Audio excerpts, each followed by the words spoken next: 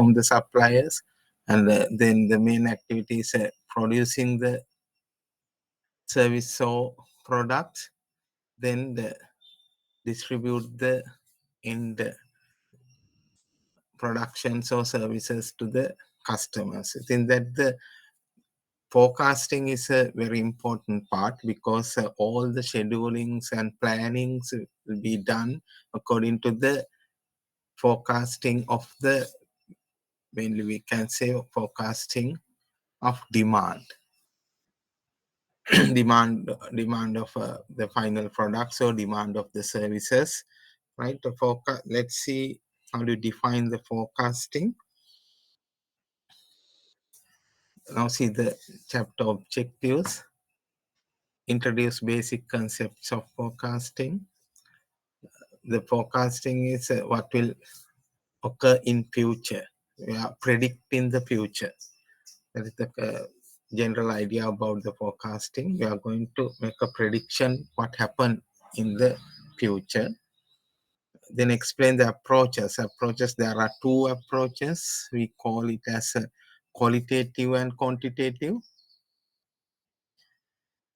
Using numerical values, quantitative. Sometimes you will heard these two. You may heard the two terms, qualitative and quantitative, and doing statistics subjects.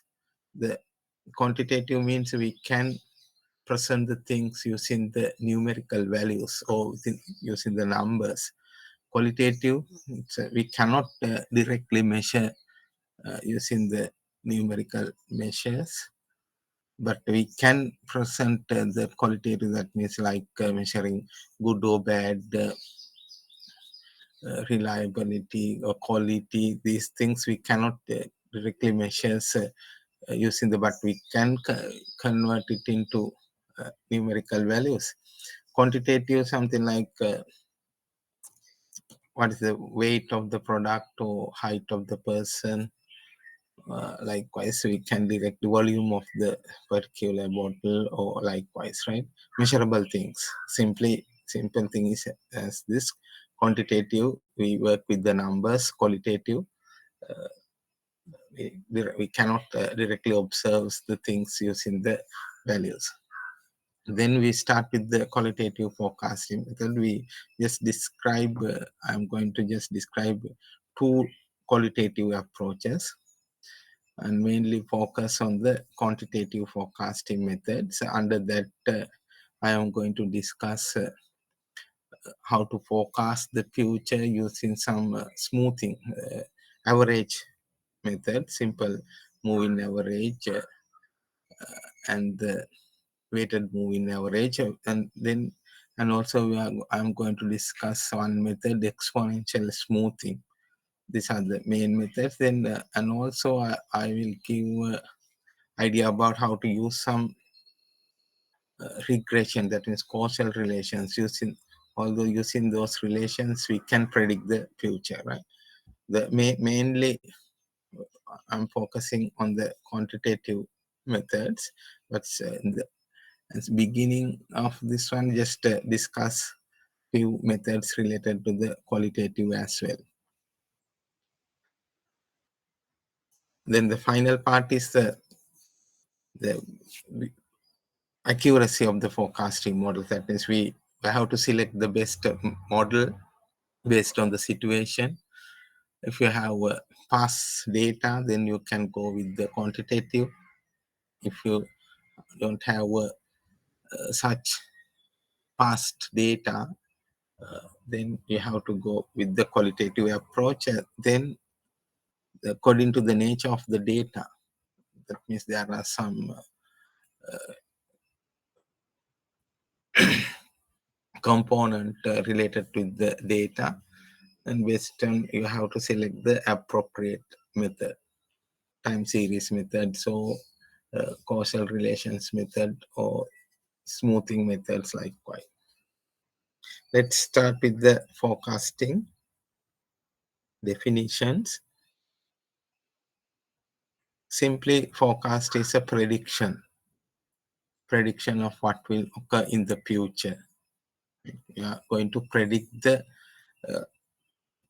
future, usually based on the past data. If you are just starting your production or the services, then you have to, again, still it is important to predict the future, what will occur in the future, but then we have to uh, believe your experience or expertise knowledge to predict the future, because you didn't have any past data, right? Now, for example, see some examples. Companies are trying to predict how much of their products. That means simply we are going to predict the demand of your final product of your service. Then in your case, in medical fields, related to the hospitals, I think it is also important. One important thing is your customer is the patient. Then number of outpatients or number of patients visits during the visiting during weekdays and weekends. Is there any pattern? Can we identify? Uh, and also you can just check the most number of patients are coming at the morning session or evening, and or at the weekends or something like that, right? Then you can predict the things according to, you can plan all other uh, equipments, medicines, labor means a number of doctors, number of nurses, number of beds. All these things you can schedule, plan based on the forecasting. Therefore, the forecasting should be a correct one. That's why the at the end of the, that means first thing you have to understand the situation, then what you have in your hand. That means past data is available or not, dependent. You can select the best correct approach, quantitative or qualitative. uh, Within the quantitative method, again, there is a selection. You have to run some selections, like we go with the time series model or just simple or moving average method, something like that. Then the final thing is you can predict the same scenario using the different approaches.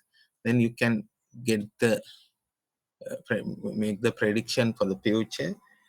Then comparing those prediction with the current situation or past data, and also you have to check the accuracy. Otherwise, if your prediction is not much equal to the actual values, then again you will have a problem, because it's badly affect to the final outcomes. That means badly affect to, especially for if you are searching you are running your own company or private company, then it will badly affect to the final profitability, right? Forecast may be short to mid range. That means in terms of the years, in terms of the time period, we can define the forecast period. That means short term forecasting or mid range forecasting. If you are forecasting hourly, daily, weekly, monthly, or especially less than 1 year or year or 2 years, then we can define it as a short to mid range. Especially a forecasting period, the coming period is less than 1 year, we can categorize it as a short forecasting. Mid range, 1 year to 2 years, simply more than 2 years, long range. The next 2 years, the next 5 years, based on the time period, we can define the forecasting is short to mid range or simply long range, right?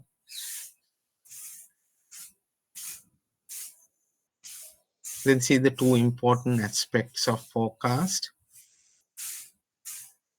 expected level of demand, we are going to forecast mainly demand. The other one is the accuracy. Accuracy is very important. Otherwise, you have to make adjustment for the your selected model. That means all models include some parameters. Then we have to adjust some parameters. Then again, we have to forecast using the adjusted new method. Again, you can check the accuracy, right? If the accuracy is acceptable, then you can go with that selected model. Therefore, the important aspects is what is the level of what are the demanding values or forecasted values, expected level of demand. The other important is the accuracy. Therefore, just try to get the idea about the forecasting.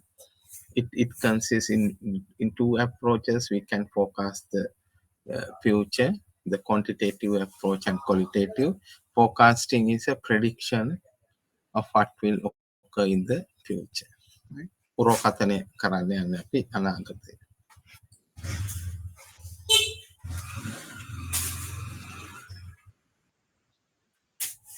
You can see why this is important. Forecasting customer demand is a key to provide good quality. That means all the other things can be planned according to the correct forecasted things.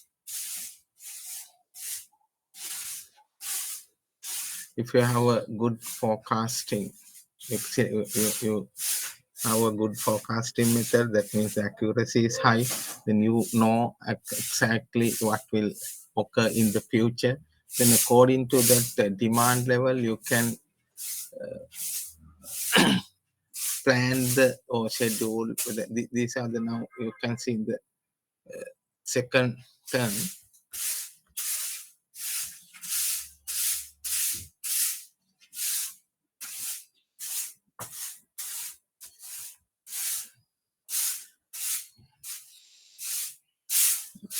Now these are the topics I think you will learn under the operations management topic, scheduling, inventory. The inventory is the next topic I'm going to discuss in the coming lectures. Inventory, production. There are so many things related with the production, the labor force planning, material MRP, material requirement planning, labor planning. Then the initially you have to decide the location, facility layout, then the location, designing of the production, new product or new service. All these things comes under this main operations related with the production of manufacturing of product or manufacturing the services. Right? Therefore, all these things can be done. Scheduling, inventory management. Inventory means we are storing the required number of raw materials or other parts required for completing the final product. That means how much we have to store as a backup, right? To provide the better service and the product in order to meet the customer demand, right? In the hospital, if you are not available enough bedrooms or enough medicines or enough doctors or nurses to meet the customer demand, that's one part of the quality of your service, right? That means it's reduce your quality of service. That means the expected satisfaction is cannot obtain the customers. Therefore, you will lose some customers because you cannot give the expected services on time. They have to wait many times. Or the unavailability of medicines, then you cannot treat the patients on time, then it will affect to their diseases badly. Right? Therefore, if you have a good idea about how many patients will come through the weekdays and weekends, and what are the types of diseases the patients have, which kind of diseases, then you can accordingly you can schedule the medicines. Then and also you can think about in how many times taken to receive your order equipment or medicines. Then you have can schedule, and under the inventory all these things we discuss. That means in how many days prior to we have to order the medicines, because if it will take sometimes to receive from the buyers to your company or in the hospital. That means all things we have to schedule. All these things is to get make decision how much we have to order in when we have to order. All these decisions depend on, especially the one thing, it is a demand, right? Then the forecasting of demand is key to provide the better services throughout the coming periods as well. Therefore forecasting is most important part in any organization, any means service organization or manufacturing organization. And also the quality, term quality is also very important, right?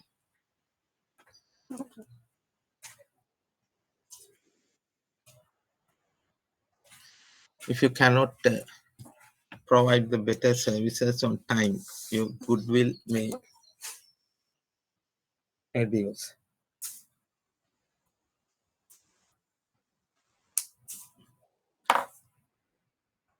Now see some examples in each and every field. This forecasting is important. The last row indicate in this table medical services, that's number of patients, because patient is the main customer. Number of patients, if you can make the correct prediction about the demand of your patients, number of patients, then accordingly you can schedule all other related parts. That means especially the medicines, then the spaces, labor requirements, very very important, right? When we go one by one, accounting, profit estimates, cost estimates is also important. The profit deal with the revenue and cost, right?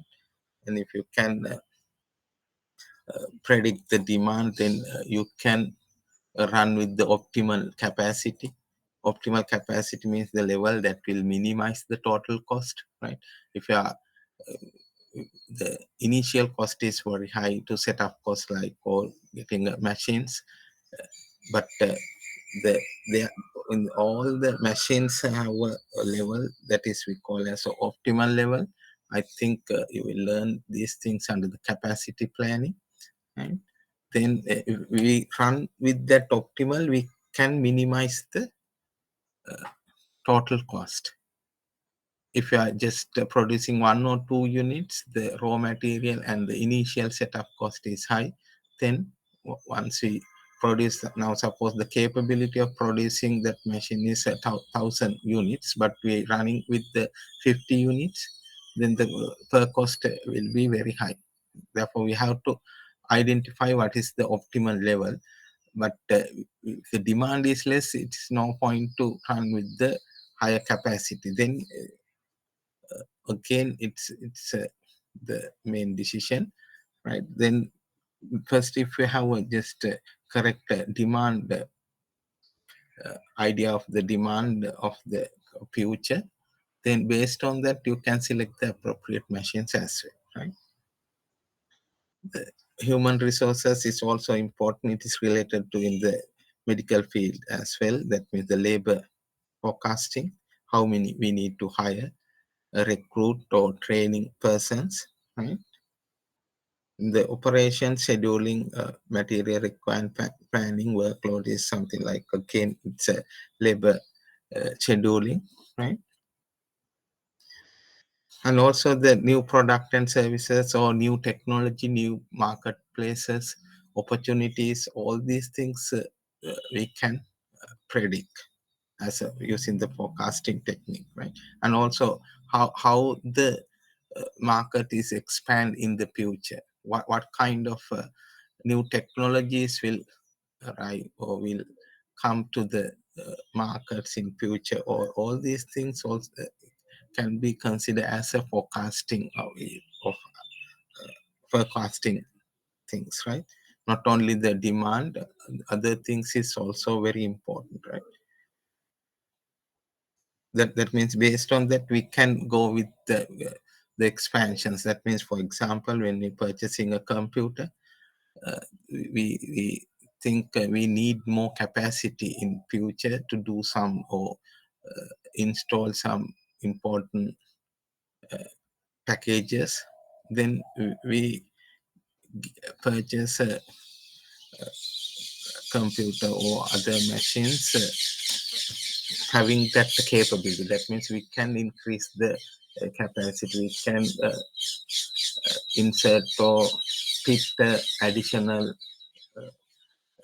memories, random access memories, or read-only memories, something like that. And all these things we can plan if we know the future expansions, future demands, all these things, right? Now let's see the forecast steps in the forecasting process. The first thing is to identify the purpose of forecast. We are going to forecast the demand of the service or product. So we are we're going to forecast the future expansions or something like that first. But we are just give a main idea about the demand, forecasting the demand, future demand. Anyway, the first step is identify the purpose of forecast. Then we have to make a collection of historical data, the past data.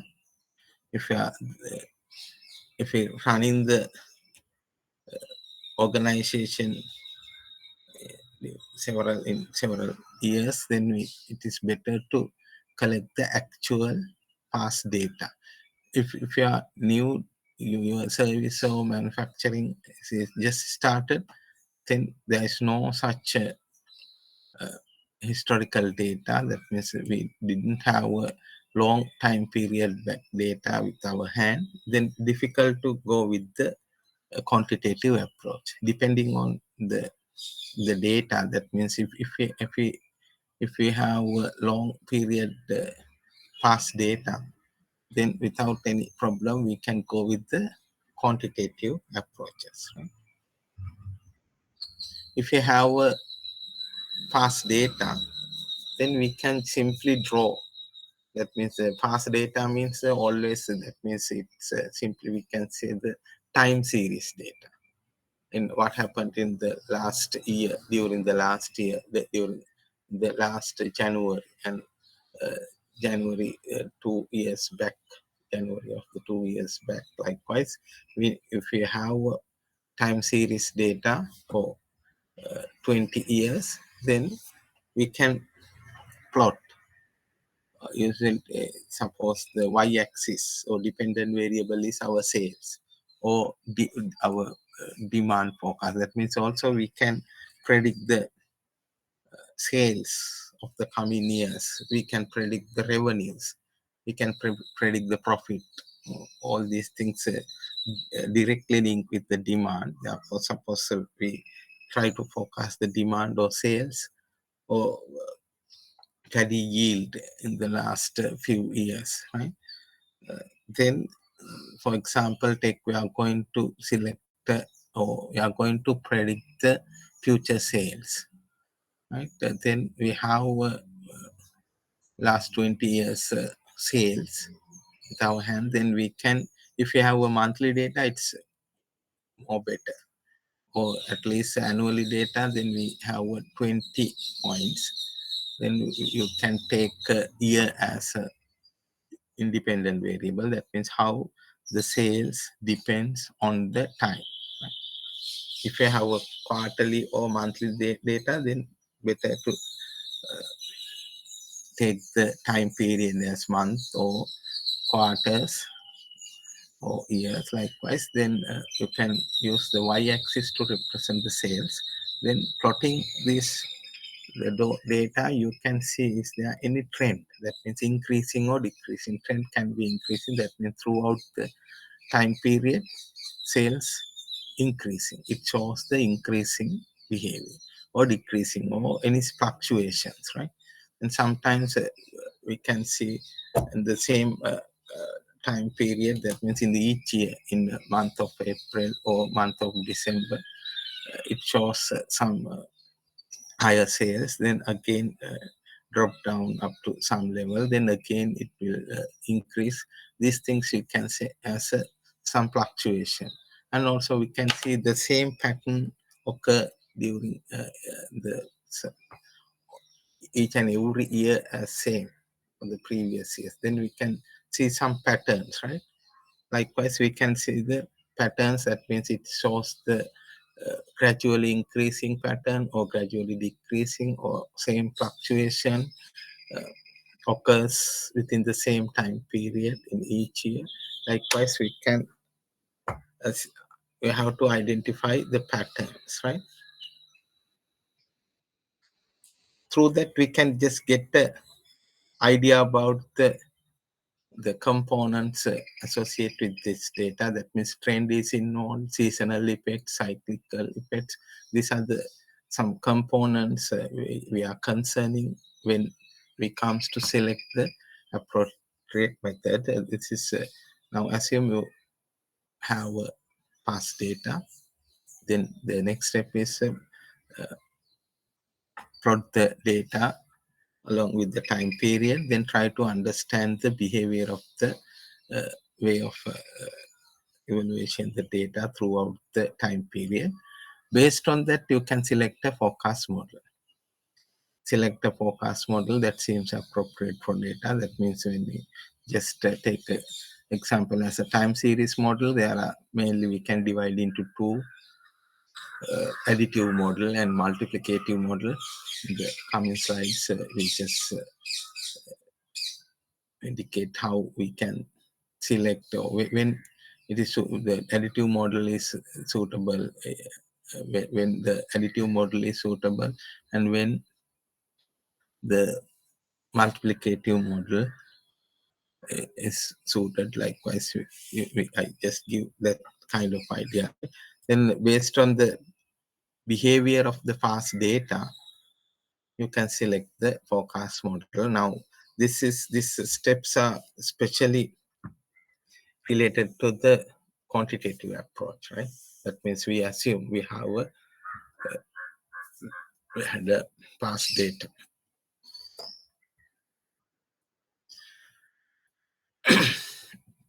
Once we have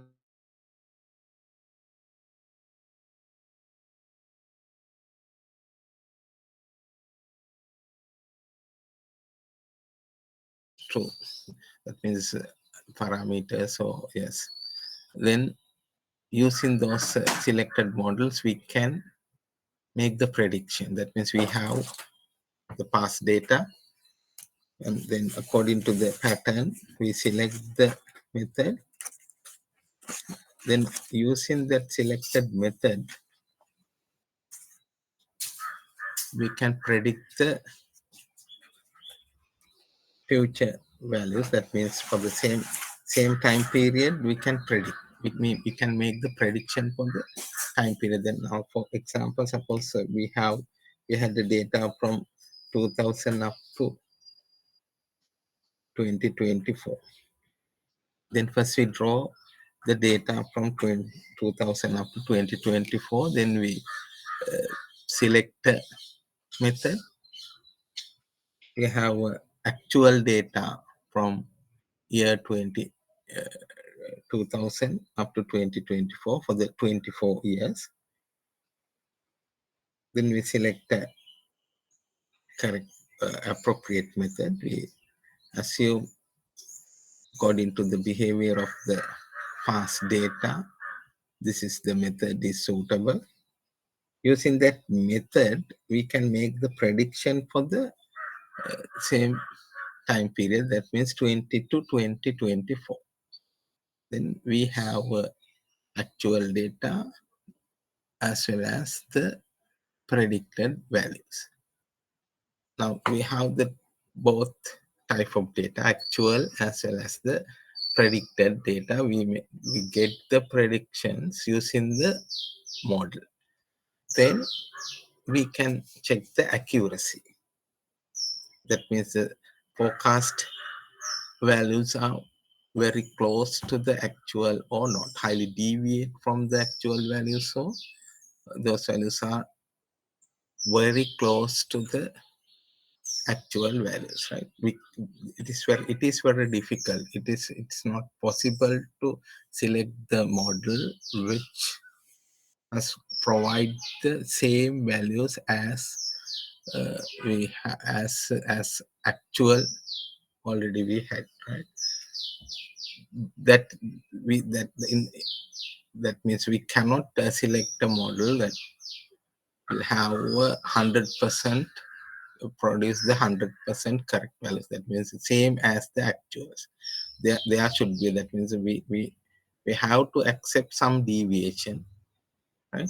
If that is acceptable level, then we can select that selected model as a best or most suitable methods, right? Therefore, the first one is how to identify the pattern of the past data using the some graphical representation. That means simply we can draw the graphs. Simply we using the Excel, we can just draw the line charts or the relevant charts. Then we have to select the appropriate model. Using that model, again predict the make the predictions for the same time period. Then you have the both kind of data, actual as well as the predicted values. Then there are many ways or many approaches, like calculating mean absolute deviation or yes, absolute deviation, mean absolute deviation. There are some techniques we'll discuss in the later part of this chapter. Then using those techniques, you can get the idea of the accuracy. If you are satisfied with the accuracy level, then you can go with that model, selected model, right? But if it is not suitable, that means suppose the actual value for the year 2000 is say 100,000, so no 150,000, but the forecast value is 175,000 or 200,000. The another value say the actual value is 140,000, the forecast value is 180,000. That means it's highly deviate. It is not possible, right? That means if we use that model, we get the incorrect. That means the accuracy is very less. Then what we have to do? Then we have to make adjustment for the selected model, or we have to go with the new model. If its accuracy of forecast is acceptable, the answer is no. Then we have to reverse the process. That means we have to go somewhere here and select the new model or adjusted the parameters of the selected. The existing model means a model that we select under the step 4, right? Then again you can make the prediction. Again you can do the same thing. That means make the prediction, then compare it with the actual and see the accuracy level. If it is improves, that means it comes to the acceptable level, then you can just go with that model, right? Once you confirm this is the suitable model to predict our scenario, our situation, then you can, that means earlier we had the data from 2000 up to 2024. We had past data, then we see based on according to the after analyzing that data, that means identify the patterns and all the other things. We select a method, then make the prediction for the same period. That means from 20 to 20, 2000 up to 2024. Then see the accuracy level. It is in the acceptable level. Then we can make the prediction for the coming period, 2025 up to 2035, likewise, right? Forecast or planning horizon. That means we are planning for the next 5 years or 10 years. Using that model, we can predict for the coming periods. Then, if the time goes on, that means suppose today we can make the prediction for the next 5 years from 2025 up to 2030. Once we get the actual values when time goes on, that means suppose we are now in the 2030, now we have actual data. Then again, you can make the accuracy level. You can compare highly deviate. The actual values are highly deviate from our prediction, so something like that. Then you can again revisit the model, and you can make the decision. That means still it is suitable for prediction purposes, or if we need to do some modifications, to have to make that decision, right? That's why we say monitor result and measure forecast accuracy again. Then again check the accuracy, right? This is up to the step 10. We have to go back to the seventh step. Then again recheck with that new data. Still it is acceptable without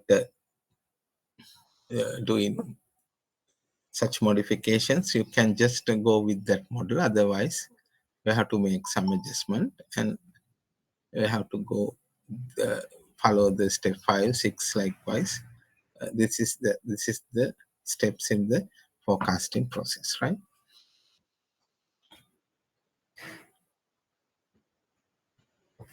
If you have any questions, you can ask. Otherwise, we can move to the two approaches. Right. I think now you have an idea about what we are going to do today. That means we are trying to make the prediction for the future. That means we try to imagine what will happen in the future in terms of the demand or sales or profit. Especially, we are going to make a prediction for the demand, right? As indicated in the second objective, there are two approaches, forecasting approaches, qualitative and quantitative. You have to make that decisions in terms of the data availability. If you have past data, sufficient number of past data, at least for the 5 years or more than 10 years, it's better, or at least 5 to 10 years, then you can go with the quantitative methods. It's provide more accurate values. That means if you know the parameters, then parametric method is more suitable rather than the qualitative, because in the qualitative methods we only deal with the experience or beliefs of the persons who are in that experts in that particular field, right? Now see, when we have to go with the qualitative, used when situation is vague and little data exists. That means we are thinking about the new products, because we don't know about how the demand is behave related to that new product and new technologies. If the customers can attract for this new product or new technologies, the current people is accept those new products or new technologies. We just assume, but some experts in that field, they may say yes, this is the way the coming generation is thinking, something like that. That means we have to depend on the views and the beliefs or experience coming from the experts in that field, no numerical values, right? For example, involves institution experience forecasting sales on internet, but now somewhat stable in our country as well. But still, the most of the peoples are not much going through that, buying something through the internet, so online. But compare to the 2020, 15, 2020, 10, but now after the COVID-19, now most of the people are experienced with this one, but still we can take it as a one example. That means you are forecasting sales on internet, not so much data is available to make the prediction using the quantitative methods, right? Simply we can use the quantitative method. This is it's something it's a more reliable, more accurate, because we deal with the actual values used when situation is stable. That means we are running throughout the long time period. Historical data exists, past data exists for the existing products, current technology. We are going to make the prediction for the existing product, existing technologies. Let's move to the, based on the nature of the data availability, we can select the approaches. When the when we just comes to the types of forecast or selecting the models, judgmental is something like the qualitative approach, uses subjective inputs. That means the inputs are subjective to the persons to person. That means the experience and ideas, the beliefs of the persons is more subjective. That means when you use the qualitative methods, forecasting methods, we can categorize, so we can classify it as judgmental. The other two are related to the quantitative, time series, associative. Time series means always one thing is the time period. Then we can see how the demand or sales or profit change over the time. Then there are so many time series model times, yes, models to present the time series data. The the most simple one is the moving averages, exponential smoothing, moving averages. First, we can select the number of time periods to be used to smooth the table. That means if the same pattern occurs in 3 months time or 6 months time, then we can say we have to go with the moving 3 months moving average, or 2 months moving average, 1 month moving average, right? But still the one component, one of the data is the time period. Associative models example is the regression. That means we in that case we assume, that means if you know the factors affecting on sales, what are the factors affecting on the sales, like price of the product, or the something like quantitative examples. Yes, time. Yeah, one factor will be the price. The other one just say the weight or size of the product, or something like quality also we can measure. Is it a qualitative in nature? We can convert it into the quantitative way. Then that means that when you are using the associating model, is it consists a different independent and the dependent. Dependent is a sales. When you are predicting the sales, sale is the one variable. But when you use the time series, we observe what happened to the sales during the time period. What is the sales value in 2015, 2016, 2017, likewise. That is we call as a time series. That means one variable or independent variables, in this case always a time. Right? The period is maybe different, monthly data or quarterly data, semi-annually or yearly data. But for the associative models, if you know if the two variables are related, like the one is the cost of the product or price of the product, the other one is the sales, then we can take a price is the independent. That means we can change that, right? The producer can change the price, but the producer cannot change the demand level. It will affect the demand will affect the price. Then we can develop a model how the prices effect on the sales, right? We can run with the simple linear regression, or if there are many factors affecting on the sales, then you can use all these factors as a independence, then sales is the dependent. Then using those models we can predict. That means simply say x is the independent, y is the dependent, y equal the linear functions mx plus c, likewise, right?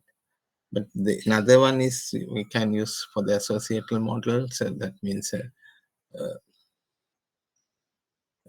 yes, the medicine portion. That means how much quantity you have to give as a treatment for the patients to make quick uh, remove the disease. So yes,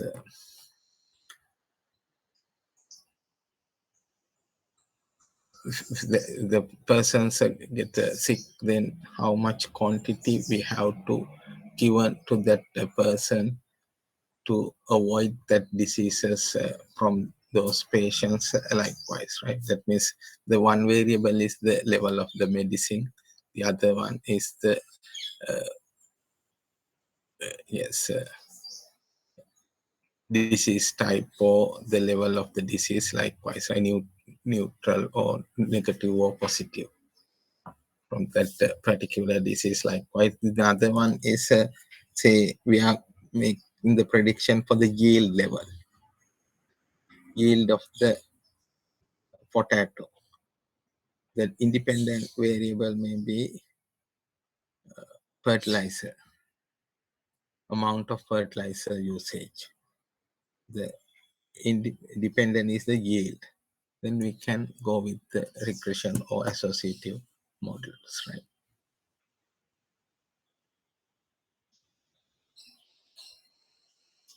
Now this is the showing some models available under the two approaches. The first one just indicate the two qualitative models. We can present it as a judgmental. That means in the previous slides clearly mentioned, we can present the qualitative models as a judgmental. There are two methods I am going to discuss in this lecture, the LP method and nominal group technique. Quantitative models and the quantitative models, under the quantitative models we can discuss two things: time series. That means always one variable is the time series quantitative model, simple average, weighted average, smoothing methods, exponential smoothing, simple smoothing average, weighted smoothing average, exponential smoothing, and a little bit idea about the simple linear regression.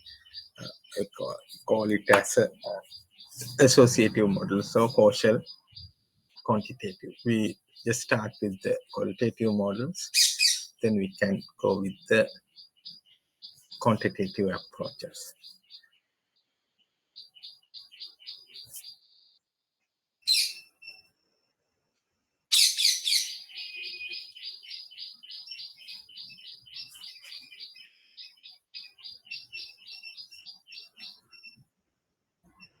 Now see how you have to use the delta method. That means now suppose assume no historical data is available. We did not have much past data, the new product or new technology or new services you are going to provide for the we are just new to the market, right? Now just see about the Delphi technique. It's defined qualitative. This is in nature. This is a qualitative technique, qualitative forecasting technique, in which a panel of experts working separately. That means when you just consider the any organization, it consists several departments like planning department, research and development department, planning, organizing department, manufacturing department, finance, HRM. Likewise, many departments are located within the particular organization. That's why we say the panel of experts. That means experts in the planning division, finance division, research and development. These are the people, research and development people are doing some surveys with the market, and then they provide some hints what kind of trends are uh, coming in future, the thinking pattern of the customers. That means they will engage with some customer focus group, teenagers. That means the first thing is you are targeting the middle-aged people, so older people, adult people, so children, something like that. Then all these insights will provide by the research and development. Therefore, those people so also should be involved in this decision-making process. Panel of experts include the engineering people, design planning people, research and development people, and also the finance. That means in terms of the profitability, ultimately the companies make a decision depending on the profit. Therefore, the how much budget can allocate for that project or something like that.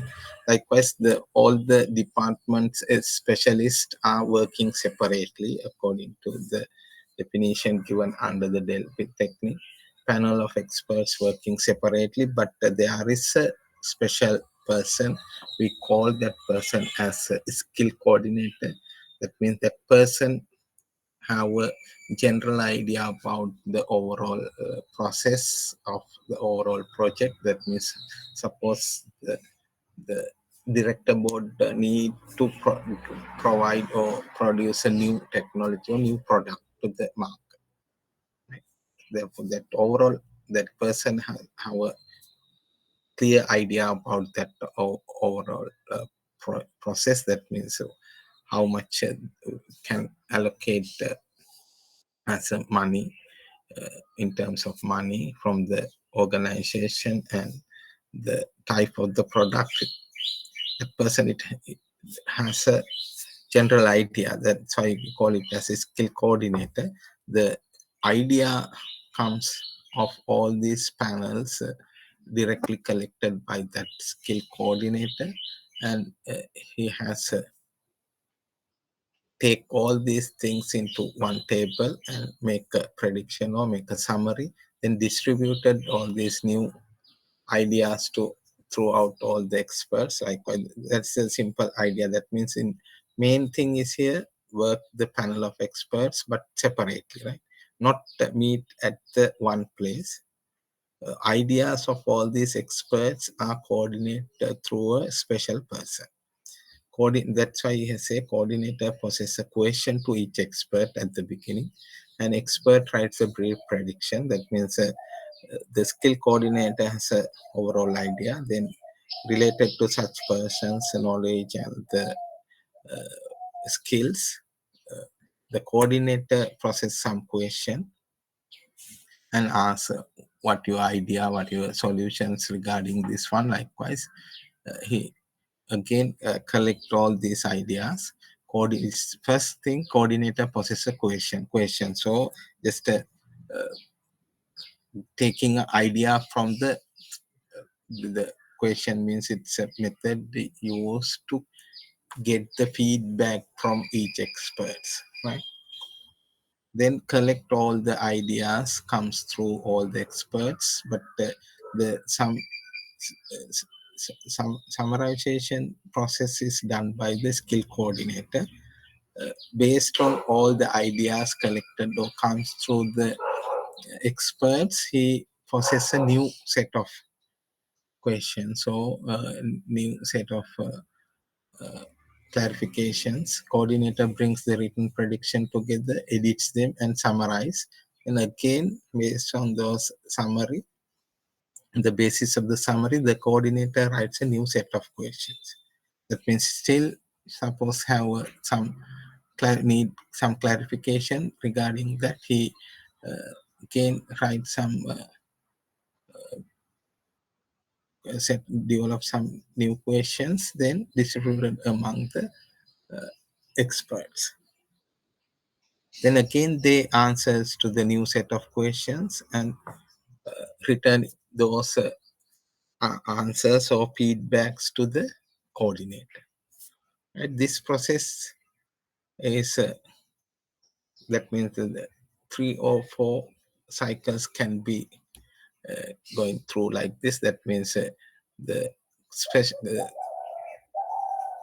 skill coordinator, once the skill coordinator satisfied, he stop that process. Otherwise, he make the all the feedbacks. He get the all the feedbacks comes from the experts and make the summary. And again, if that person is not satisfied with this overall process, like still have a problem with the cost side, that means the price is high, or quality side, or the specification of the product is not acceptable, that means not smooth in terms of the edges and the shape of the product or colors, then he again rewrite the new questions, then ask, can we change the shape of the product? This is not suitable because handling is not easy, something like that. And also can ask from the finance people, can we reduce cost up to this level? Likewise, he can some. Then also the production team can suggest, yes, we can as an alternative we can use different materials, then through that we can reduce this cost. Likewise, he again asks some questions to clarify the situation. And once he's satisfied with the overall shape of the product or service, quality level, and the price level, then he can stop the process. Then uh, can start the production, right? Now, this is the technique we call as a delphi. That means you have to just keep these point as a main points. The delphi method, when we are just ask, just to describe the what is the process behind the delphi techniques, you have to mention there are a panel of experts working separately, not meeting uh, meeting at the one place, and not arrival or not comes to the final decision by discussing all of the experts meeting at one place. This is happening. The expert coordinator, skill coordinator, contacts all the persons separately, or he go with the set of questions. And that means at the beginning he know about the general idea about the whole process. That's why we call it as skill coordinator. Based on that, he write a set of questions, then forwarded these questions or processes these questions to each and every experts needed for this process. Then get the feedback from those persons, then make the summary according to their views. Again, for further make clarification, again write the new set of questions, then return all these new questions to the experts, then get the feedback as done in the first step. Likewise, he do this several times when he satisfied. Right? That is the method of the Delphi technique. Now you can just see that process through this slide. Now here just indicate in the second circle, blue circle, the experts, but here facilitator we can call as a skill coordinator. He write at the beginning he write set of questions and distributed among all these experts. One thing is all these experts are working in separately in their places. Then in the second step, they provide their feedbacks to this special skill coordinator, facilitator. Then he make the summary. In the third step, he again distributed based on this summary. He write a new set of questions and distributed among the experts. Then take the feedback as a step 4. If it's still not satisfied, again summarize all these ideas and rewrite the new set of questions. Then process to the through these experts, then take the predict, get the feedbacks. Once he's satisfied, he make the final report, develop the final report based on all these ideas. Then can finally submitted it as a final report.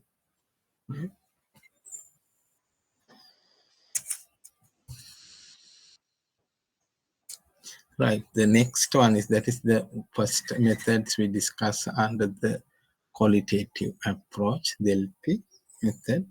The second one is the and also you can just go through what are the advantages and disadvantages of the LP method. I think you can just go through this slide and just see and make the points. What are the main advantages and disadvantages?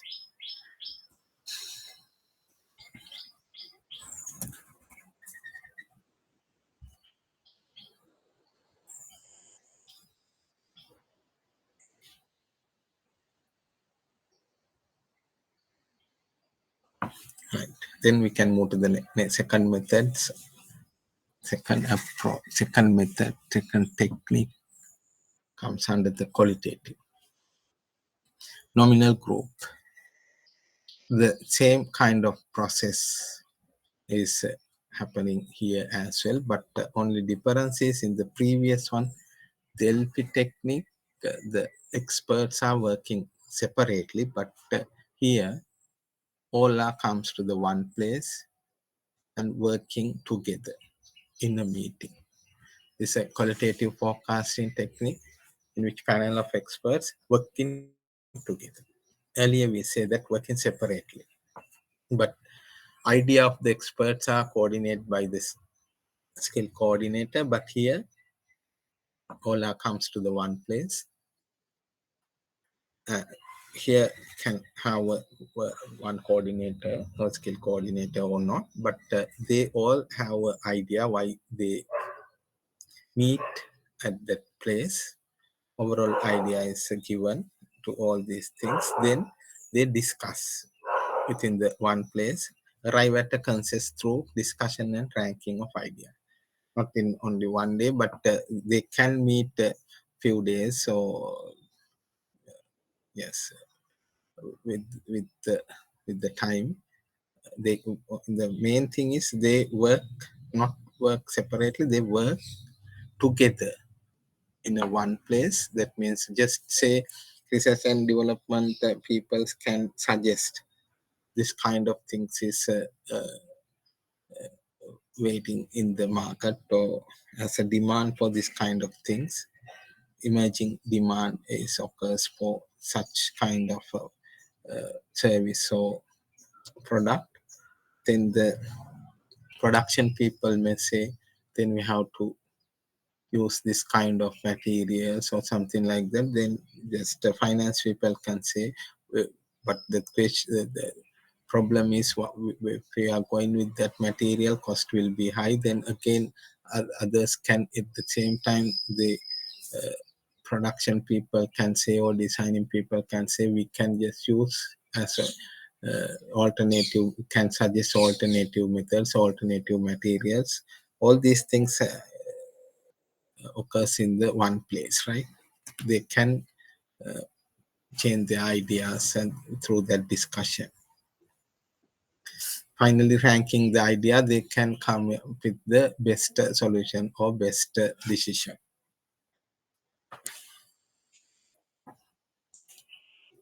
That is the, with this we call as a nominal group. That means the main difference between these two in the earlier one, the experts always in the both occasion, the final decisions or final projects, final report will be make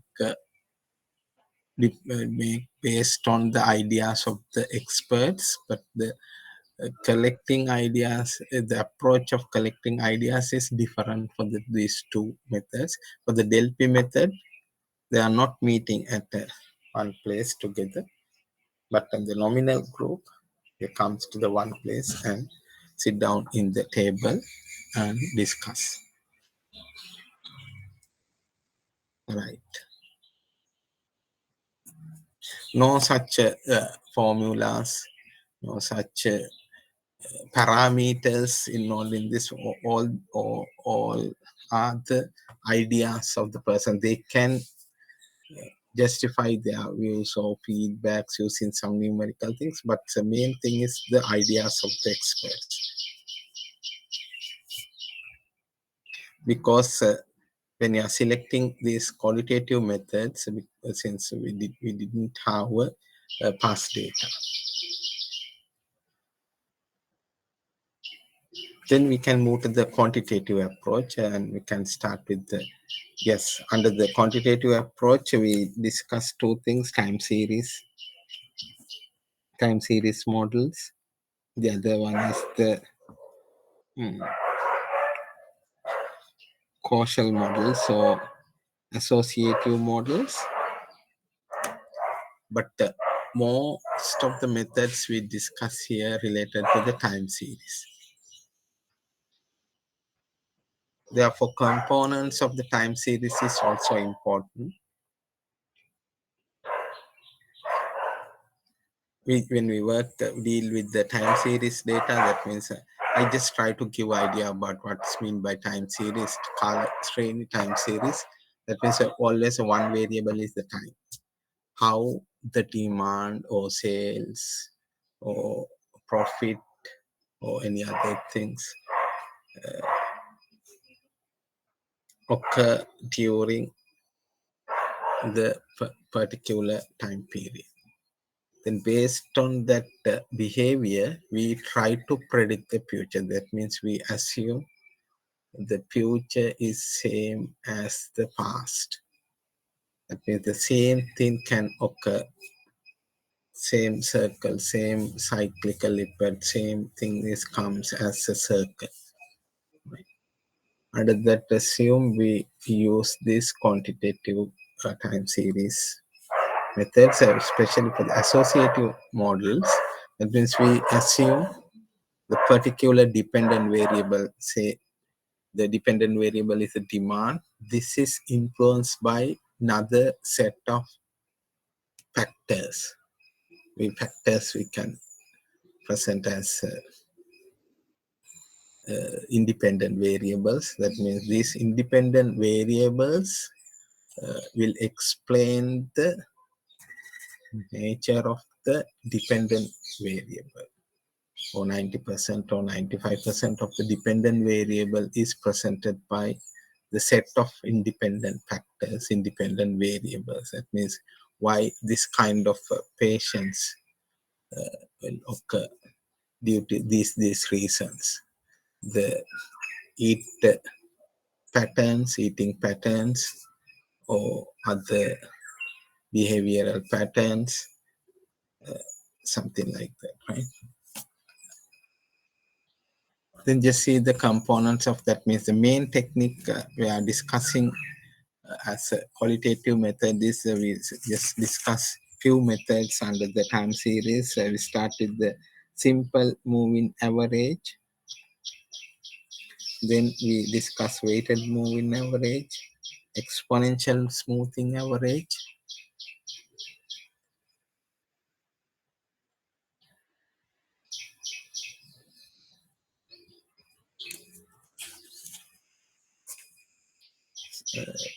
yes, simple moving, weighted moving, exponential smoothing. Then also we discuss some adjusted exponential smoothing. That means how if the data contains trend, that means some time series component. Therefore, just see the some important components associate or deals with the time series. There are four components. The first one we call it as a trend, Upanati trend. That means a long increasing.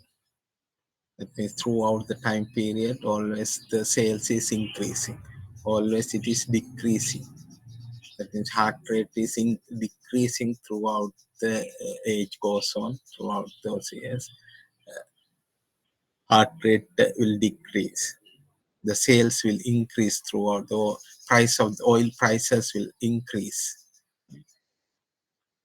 The consumption rates or demand will decrease, because if price is increasing, then we can expect demand decreasing throughout the time period. Seasonality means seasonal effects. That means it is occur less than 1 year in each month. In the year, in each month of April or December, the sales just go up, right? That's due to a seasonal effect. New Year season, Christmas season, then some demand of the some products will increase, especially the clothes or other some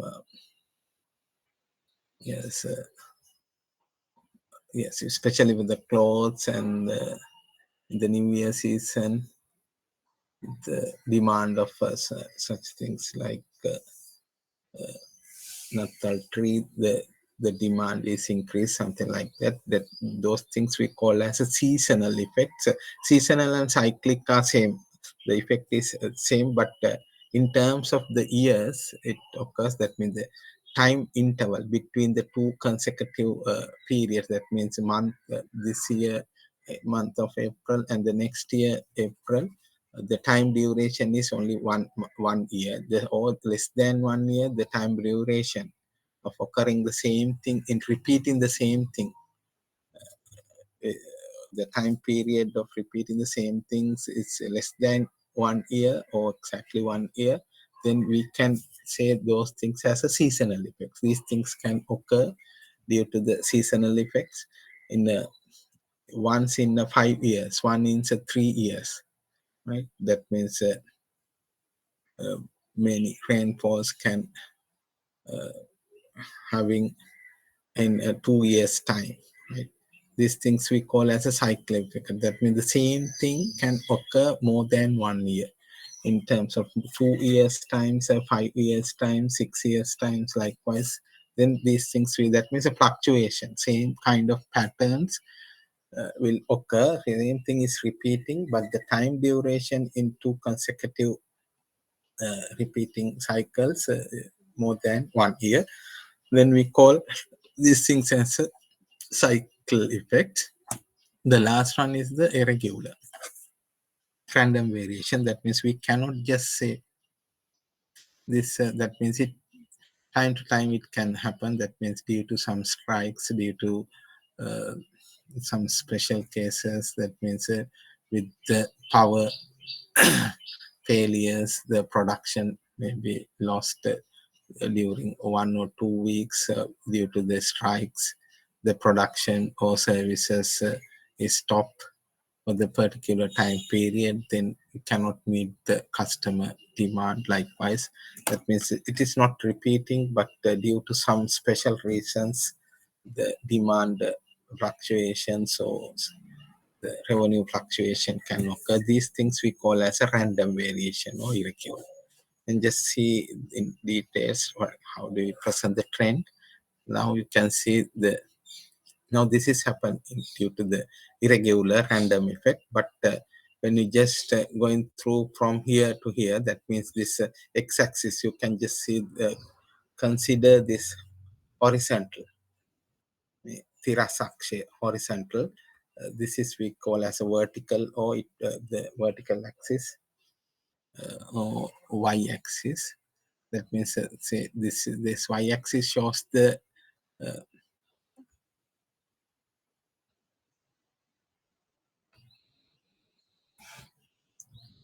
suppose this axis indicate the sales or demand. This is the axis we use to represent the time. Now say we start with the year 2020, 2000s, for example. Somewhere here 2001 up to 2024. Likewise, we can mark the time along with this. Now this is the point corresponding to the 2024. Likewise, then you can see when you are going through this time period, we can see the increasing, right? The sales or demand will increase. Therefore, this behavior indicate the trend, increasing trend. Now this is the this one indicate now in the previous year month of April, we can observe some fluctuation of the sales, right? The, from January from January up to the March, say from here there is a constant. We can assume there is somewhat constant demand occurs during this period, but within this particular period, we can observe just fluctuation that will just increase the sales up to this level. But same thing can happen in the related to the next year April, right? But from April to this March again seems to be a constant demand, constant behavior, right? Likewise, but here just say this is due to the year 88. Now you can just say this is the month January, February, March, April. Now take this as December or November. This no November, right? In year 89, the same pattern can observe. In the month of April, in the 89 again, you can see the same kind of pattern. Fluctuation occur. In 1990, in this period, the same thing, right? Therefore, here we can just say this our seasonal effect. Seasonal variations included, only seasonal variation is included in this time series. But here, in this day, when you just plot data, that is the first things we have to do to select the appropriate method. Here you can just assume trend is involved with the data. Some kind of trend. That means you have to estimate what is the trend to make the correct prediction. The cyclic effect, like the same as the seasonal, but the same thing can occur more than 2 years. That means this time interval should be more than 2 years. But for the particular situation, this time period should be same. That means in 2 years times this happened, then from 1988 here, 1990. In 1992, we can observe the same behavior. Trend, now see how do you just define gradual long-term up or down movement of demand. We define as a trend. උපනතිය දීර්ඝකාලීන වැඩිවීම හෝ අඩුවීම. Seasonal pattern, up and down repetitive movement in demand occurring periodically, occurs within 1 year time period. Cyclical component, again fluctuation means up and down repetitive movement. The same up and down pattern can observe during 2 years time, 3 years time, 2 to 10 years duration.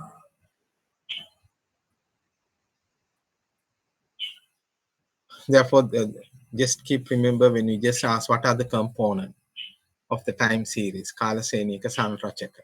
There are 4 components: trend, seasonal, seasonality, cyclical, irregular, or random. The 2 terms we use to represent the random behavior. No actual reasons we can observe, but due to some reasons, this fluctuations or this behavior can happen.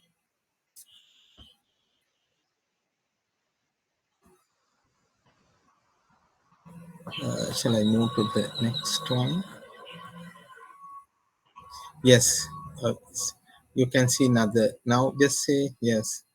They have given seasonal. Because just ask, can you comment on the components present in the first graph? You cannot see the increasing trend when time goes on, because always this here just clearly mentioned the x-axis present the time, along the y-axis present the demand.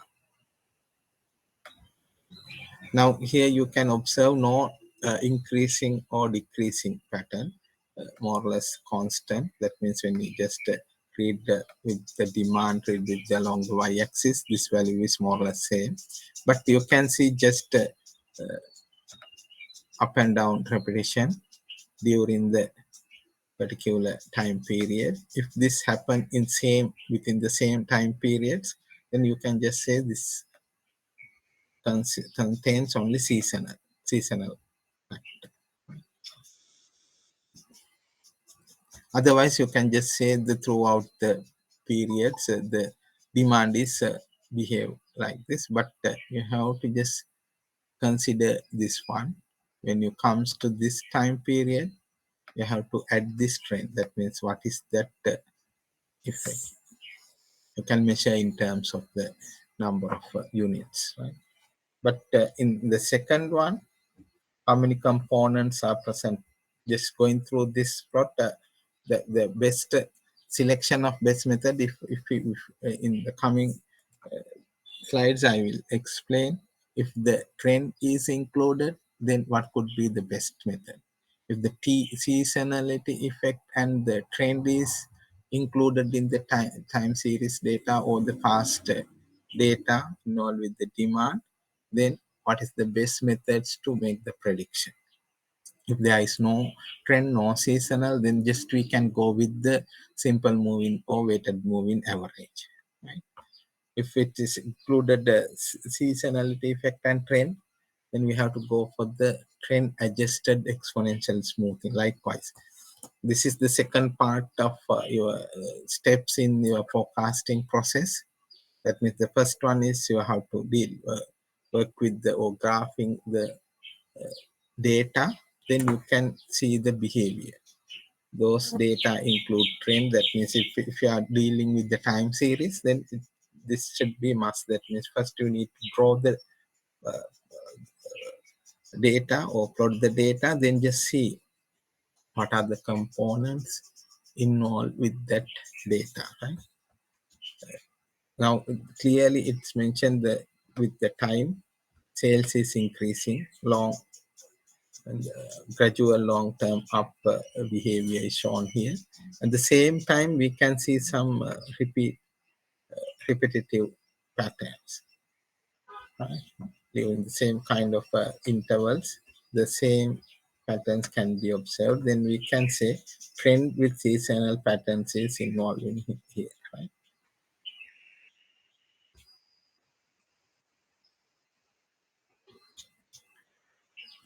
Up to this point, just keep remember the four components associated with the time series: trend, seasonal, say cycle, irregular. Sometimes we use these first letters to present. T present the trend, seasonality S, C stand for the cyclical effect, I or R we use for the irregular random patterns.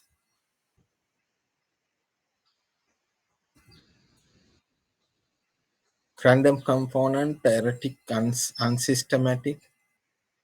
Due to this, these things can happen due to the union strike, tornado, right? But this is not repeating. The same patterns cannot. That means in each year, in month of June, cannot expect the same kind of strikes, right? It can happen. I think we cannot predict the time duration, the two consecutive strikes coming, right? The first steps in selecting the time series data. First, we have to plot the data. Analysis of demand. Now we are concerned about the demand of the service or product. First, draw the demand values, the past demand, along with the time to identify the behavior. Now see, this is the one example. The along the y-axis, we mark the sales. As usual, the time is being presented through the x-axis. Now these are the individual points. Now here we can see some seasonal or repetitive fluctuation due to the time interval. If this consecutive time interval is less than 1 year or equal 1 year, then we can present this as a seasonal effects. Right? At the same times, you can just see the slight increasing of the sales. Therefore, increase trend is also involved. Slight trend is also involved with this data. Right? Once we understand these behaviors, then you can first select the additive model. That means we add the four components. If these components are present in the model, then you have to add all these components. Additive model. The other mostly used method is multiplicative.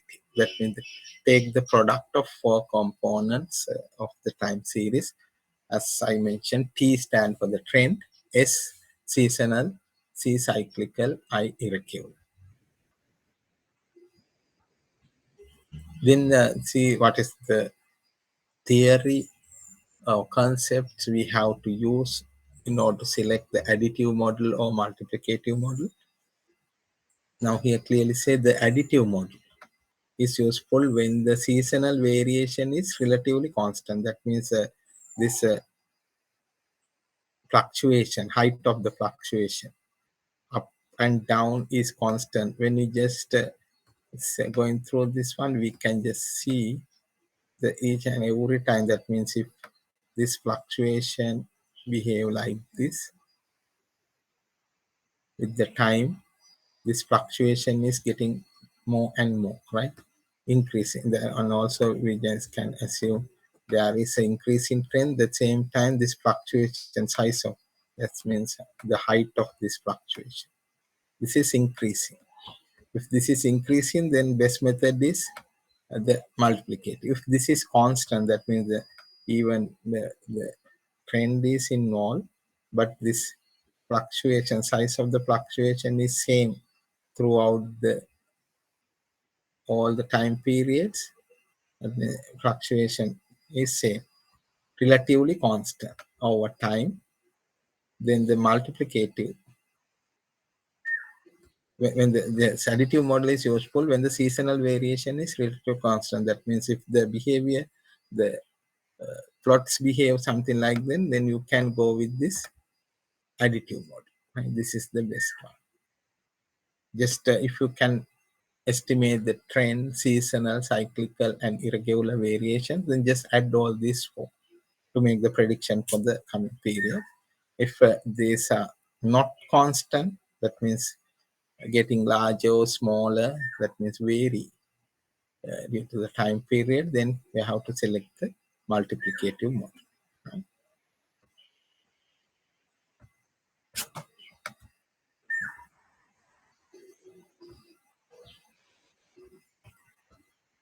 It clearly mentions if when we can have to use the these are the additional things, right? But don't worry about you are not going just I just describe how to just calculate the trend and seasonal, but not worried about the cyclical and irregular.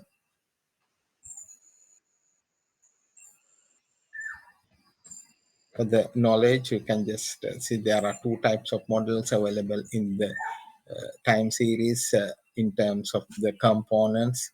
The additive means we add. Additive terms indicate we are performing the addition of four components. Multiplicative means make the product, right?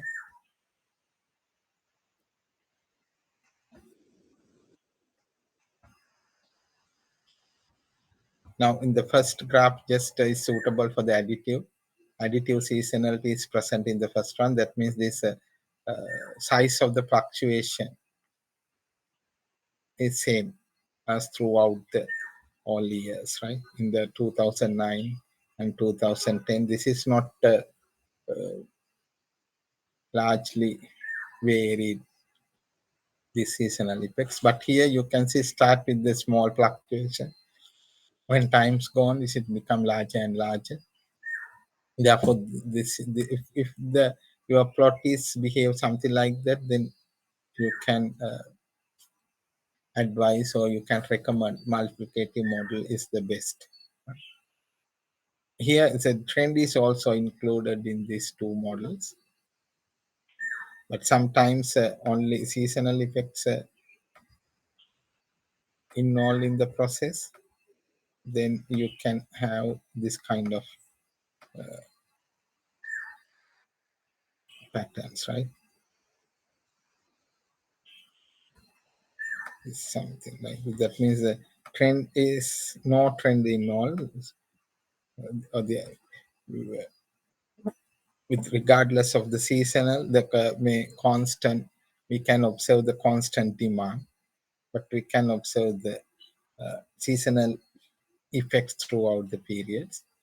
Right? But for the multiplicative, if there is no trend, then we can draw something like that. Right? Only the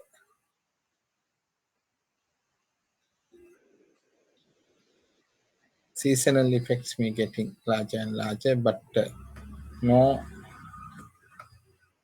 trend is involved in this, right? Absolute value of the fluctuation is getting larger. But in these two, both factors are involved. That means trend is also there, increasing trend. At the same time, for the first one, no same constant seasonal variation is constant, but in the second one, seasonal variation is not constant.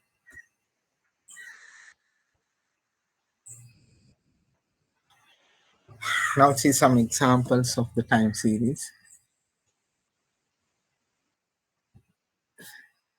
Now in the first phase of the sentence, always you can see the terms used to present the time duration. The first one, annual. That means we are concerning of the production, paddy production in terms of annual. Annual production. That means you have a data, annual data. The second one, monthly sales, daily closing price of a share, hourly temperature, hourly temperature of the patients, hourly. That means if you are measuring the disease is still is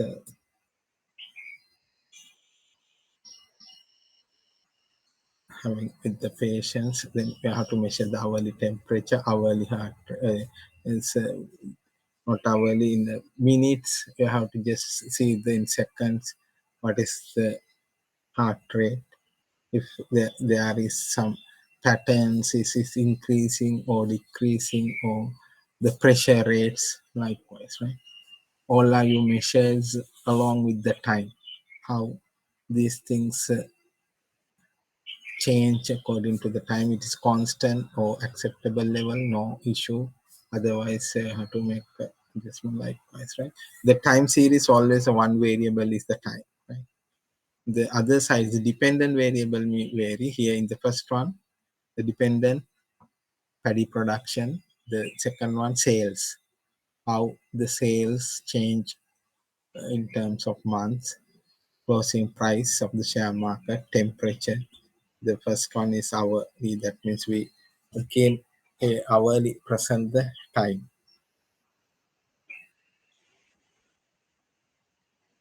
Under the time series model, I'm going to discuss first. I'm going to discuss three simple moving, सरल चलमात्रक, simple moving average, weighted moving, Bharit weighted moving average. There are in order to select simple or weighted, there is a one assumption, main assumption. The one is the exponential smoothing, right? Now we are going to do some calculations. Therefore, if you are joining with the computers, it's somewhat okay. Anyway, if you have calculators, it is better to just take it because you have to do some calculations. The simple calculation, not so much worry, just averaging things. That means adding few values, then dividing it by the number of times or number of points we concern. Simple moving, that means we can say 3 months simple moon. If you have monthly data, when we are just identify what that means in 3 months periods change the pattern, then we can select that it's better to 3 months. That means we average the 3 months data. Then we have to add three previous 3 months data. Then we have to divide it by three. Averaging. Average is that means we just smooth the fluctuations. Right? In the first month, sales is say 100. The second month 120. Third month 110. That means there is some fluctuation occurs 100, 120, yes, the next one say 95, then it's up and down. But averaging, we just take the mean value or middle value, comes to the middle part, smoothing that fluctuation. Then you have to just select the according to the graph. You have to select what is the best averaging value. That means we are concerning 3 months or 4 months. That means we assume past 3 months, average of the past 3 months is very suited to predict the next coming period demand or the other interested value.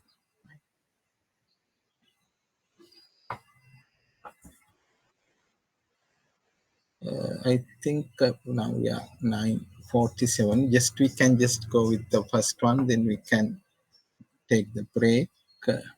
After the break, we can move with the weighted moving average and the exponential smoothing. Right. Just see the idea about the simple moving average, SMA. Now, the main assumption selecting the simple moving average or time series, that means that not only the simple moving average for all the time series data, the selecting the time series model under this assumption. That means we just assume what has occurred in the past will continue to occur in the future. That means we assume same pattern will occur in the future. What has occurred in the past, what has happened in the past will continue to occur in the future. That will confirm, or that kind of assumption can be made according to or based on the pattern of the existing pattern of the past data. That means if you have a long past data with a long time period, then without that means through that pattern you can provide a better evidence why we select this time series model, because we can say in the last 20 or 30 years the same thing can occur repeatedly. Therefore we can have a strong evidence to assume the same thing will continue in the future, right? This is the first one. The simple for the simple moving average model, the next one is we assume as average is a good estimate of future behavior. Average of how many years, how many time periods, that should be a one concern, one main decisions you have to make. That means average is another assumption. That means we just say average value is a best estimator or predictor for the future behavior. And overall, to go for the time series, first assumption, the past will continue in the future. The second one, average is the best estimator. Under this, you have to make another one. That means you can just do an that means under simple moving average, you can make the prediction with the different time periods. That means average of the last 3 months, last 4 months, or last 3 periods, last 4 periods. Period may be yearly, monthly, weekly, right?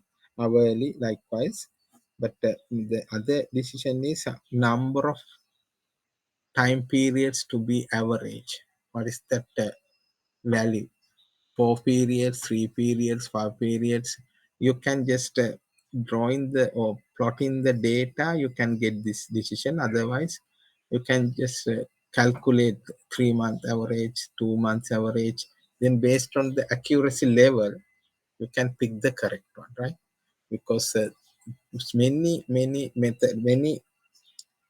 approaches using the same approach, you can make within the simple moving average, you can perform several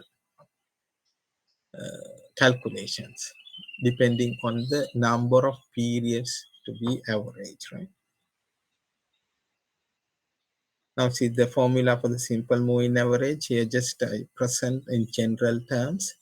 The F in stand for the forecast, T is the say coming period, forecast value for the T period, T minus 1. A stand for the actual. Now N stand for the number of time periods to be average.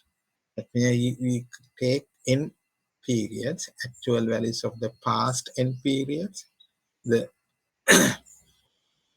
say N equal 5, that means we just take 5 periods, T minus 1, T minus 1 in the previous, most recent past data. Then 2 periods away, T minus 2, T minus 3. Yes, you can assume the T is the current period, then the coming period is T plus 1. Anyway, just see how do you present. Yes, forecast for the period T. A, F stand for the forecast, number of periods to be average, actual demanding period T minus 1.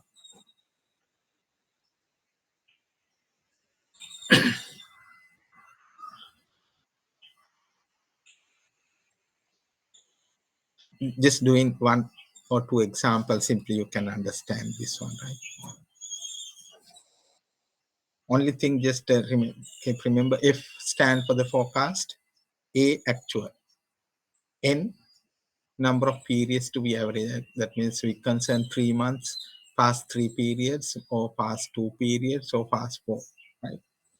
Periods may be in terms of months or year or quarters. Now let's see one example. If you want, you can just note down these things, and I think also we share the slides with all of you.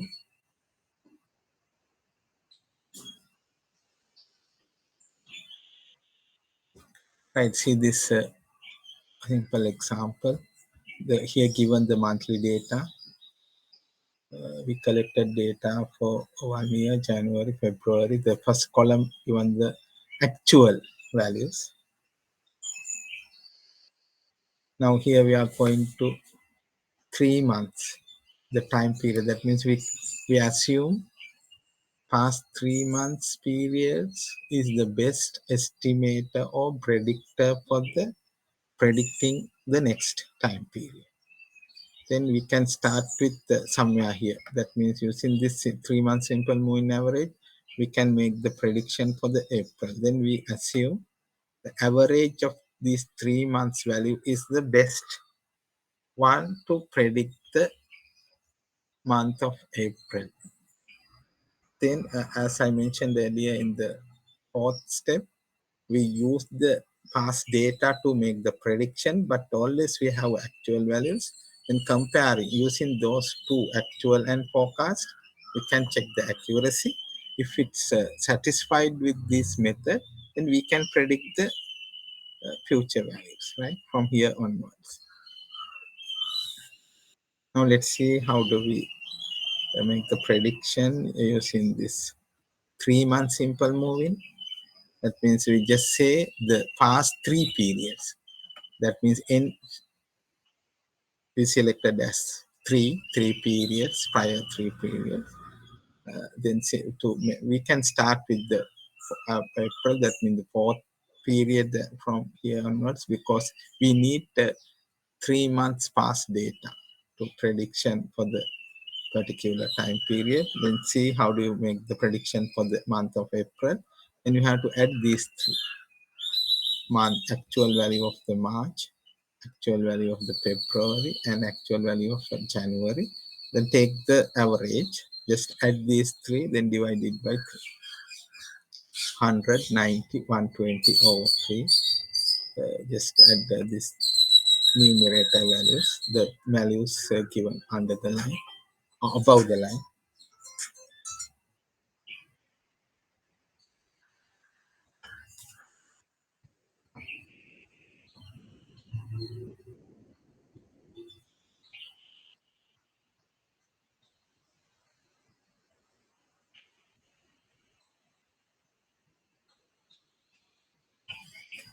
310 divided by 3, 103.33.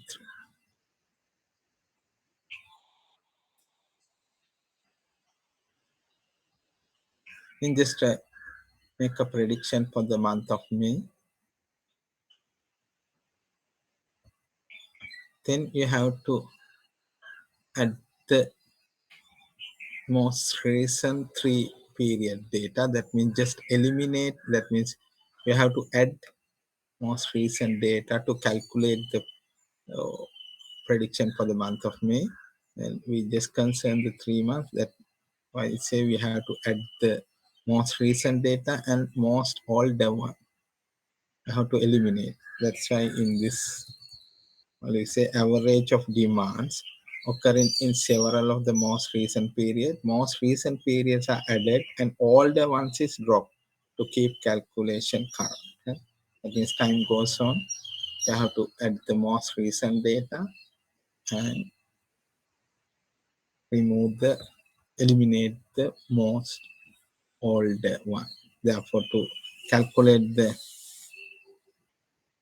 month of May, then just consider the most recent 3 data points. You have to add 75, 190. In the previous one, we just consider these three, then eliminate the January value from that process.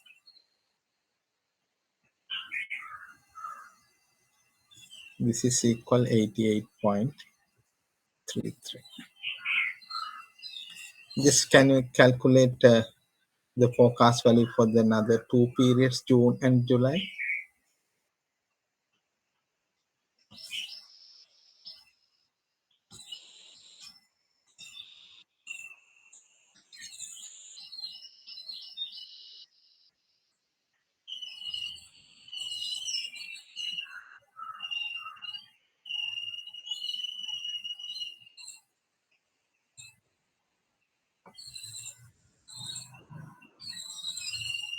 For the month of June, then you have to add these three. Sorry, for the May, not these three. Then just to make this prediction, this is the average of these three. 100 and 110, 210, 285 divided by 3.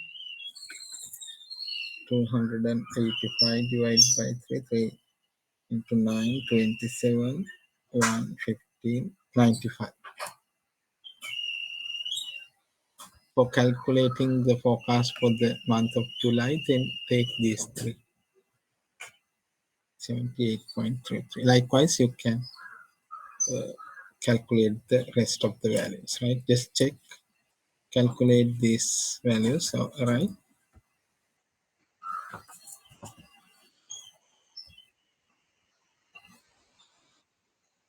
Right, now we can take a break, just take a 10-15 break, then we can just join around 10:15.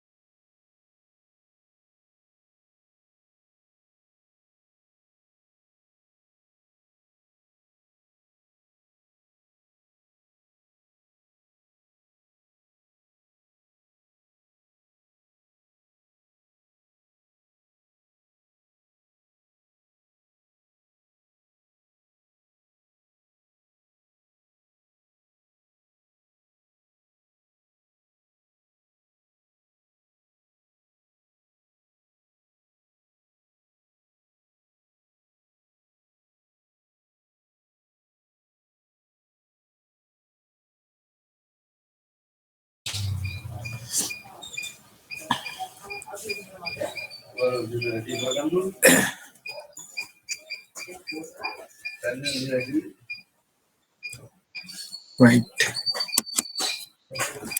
Shall we start?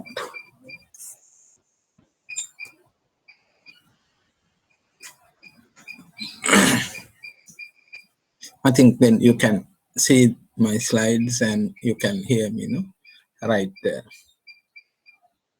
Now, we just discuss how to perform 3 month simple moving average. That means we assume the last 3 period average value is the best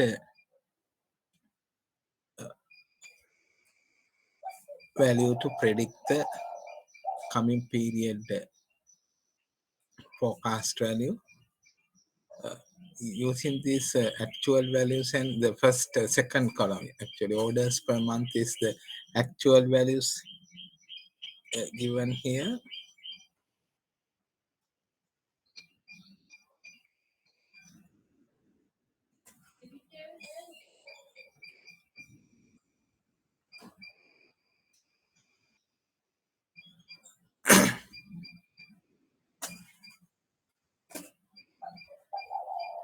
Right.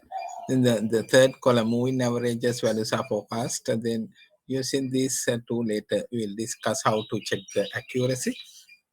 Once we confirm or the accuracy level is in acceptable level, then we can use to predict the future, because the now we current situation we assume as the month in October. Using the same method, we can predict the future if this method is okay, right? Then let's see how to make the prediction for the month of November. Just take the average of these 3 months, August, September, and October. Just add these three, then divide it by 3. Once we got the actual, once we have actual, then we can again check the accuracy. Not only one period. If you have several data for the coming periods, then in another once another year or two go, we can recheck, revisit the accuracy. Then we can make a decision. We are going along, going with the same model, or we have to make some adjustments, right? That is related to the what we are discussing in the steps in forecasting processes, right? The second example, let's see.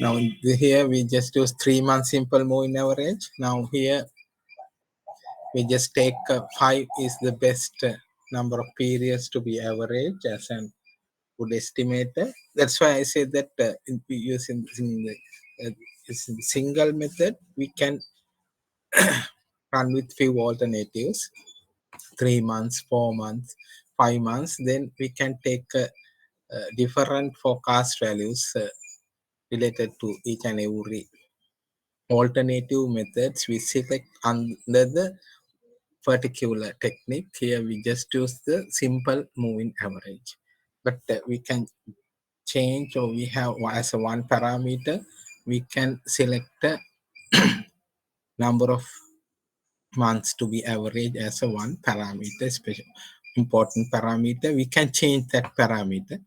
Then we can run the process again and again. Then depending on the accuracy level, we can finally select the best n value, best periods to be average as a good predictor or estimator, right? Now let's see how do you calculate the 5 month simple moving average. Then we cannot start with the month of April, because we required 5 periods values. Then we can start with yeah, 1, 2, 3, 4, 5. That means we can start with the month of June. Then how do you make answer for this one? Just add yes, take average of previous 5 periods values at 120 plus 90, 100, 75, and 110. 120 plus 90, what is that total value?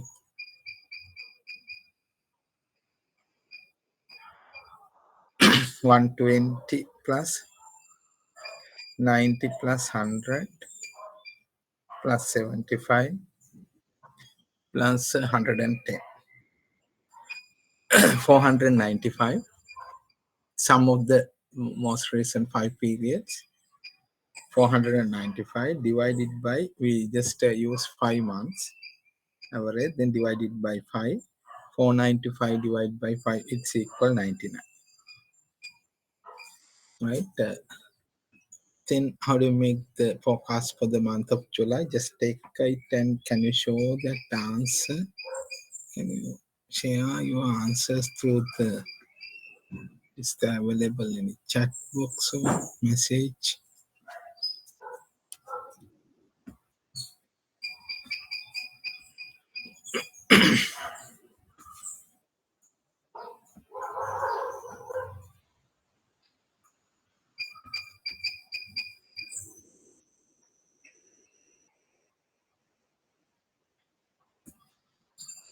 I don't know.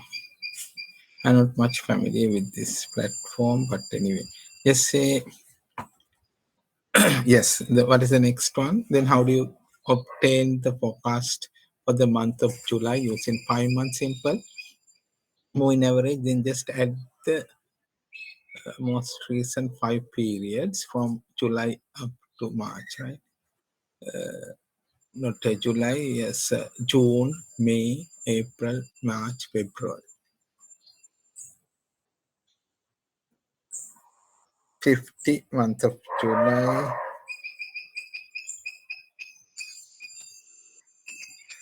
Prediction for the month of July, then we have to start with the June, month of June. That is, that value is 50 plus 110 plus 75 plus 190. That means 100 plus 90, 190. 425 divided by 5, 85. Likewise, you can proceed up to the month of October.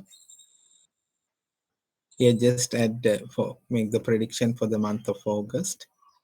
Add these 5 values: 1, 2, 3, 4, 5. This one. Take the average of these 5 periods values. 75 plus 50.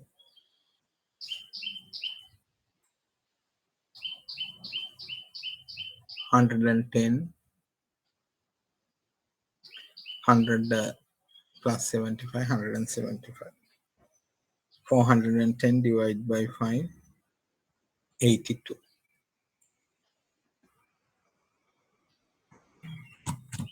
Likewise, you can take the other two values, September and October. Anyone can say what that value? Month of September.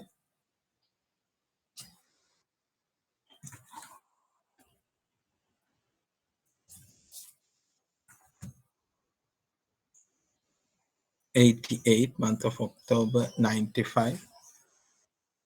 Then you can also check the accuracy of this app with this alternative. That means we use the same one method, simple.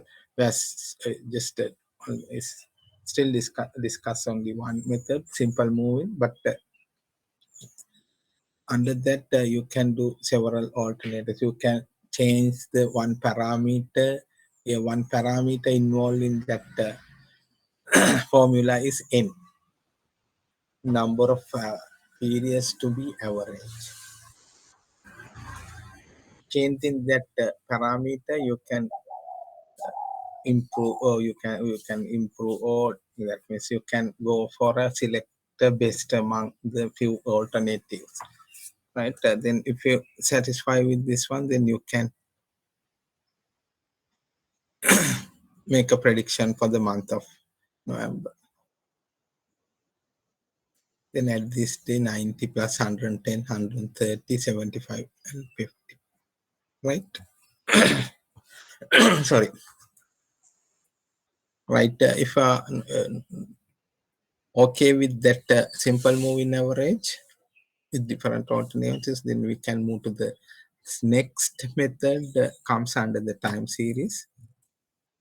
I mentioned I'm going to discuss simple moving and the weighted moving. The next one is the weighted moving average.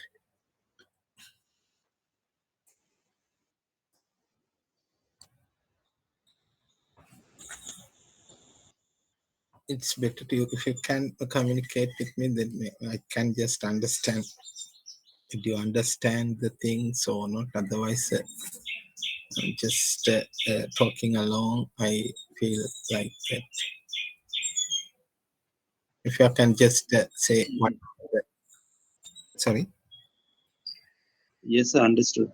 Right. Thank you. Weighted moving average. Now, for selecting the time series models, the assumption is we assume main assumption we assume the future is behave as same as the past. Or yes, historical time or past time. And then we can within that we can we have to select the appropriate technique. That means the first option is we are going with if we have even if we have a historical data.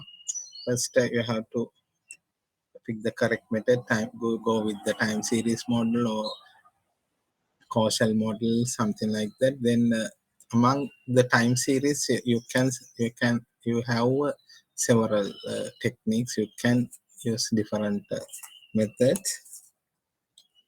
The first method we already discussed, simple moving average. The assumption for selecting the simple moving average is we assume all past period data are equally important, right? Equally important for averaging the values. But there are some situation can have some situations like the most recent data we can assume according to the behavior we can assume most recent data is highly influenced the coming period value. The next most recent data is somewhat less important relative to the most recent point, or the way around. That means most recent data is less influential. The next most recent data is more influential compared to the most recent data. Likewise, if the one main assumption is uh, each and every past period data are not equally important. One example that means not for the prediction purposes when we calculate in the GPA value your average grade point, we assume if you are doing engage with the specialization, the marks of or knowledge of that specialized area is more crucial, more important for your final average. Therefore, we can given more weights for that special subjects, less weights for the general subject like English or general knowledge about the mathematics and statistics. But medicine or medical related subject is more important with respect to your case. Accordingly, we can assign. That means we can assign more special, more related subjects. We have to give a more weights, right? Likewise, the assumption here, the past data we have had past data, series of past data, but we assume all are not equally important. Then depending on the importance level of the importance, we can assign the weights. The more important periods we have to assign more weights. Likewise, the less important data periods we can assign the less weights. Weighted moving average was varying weights of all demands. The assumption differently important for the final calculation. Now this is the formula. Earlier we just add the actual first you have to make a decision about number of periods to be average like 3 or 5. Again here we just for the provide the present the formula. We assume we are going to make average of n periods. That's why we go with t minus 1 1 3.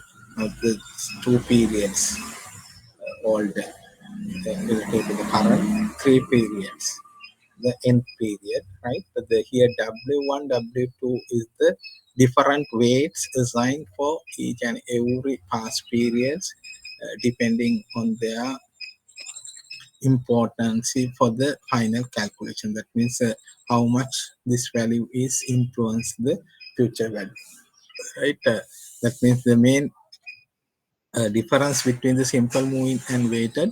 In the simple moving average, our assumption all data points are equally important. Here, differently, that means importance level is varying according to the time.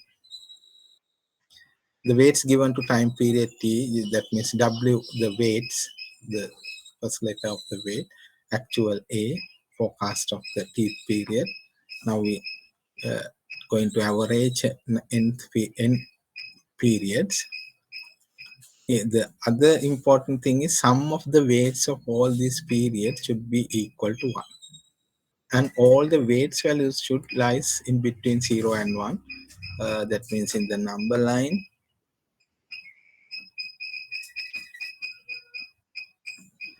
and we just draw the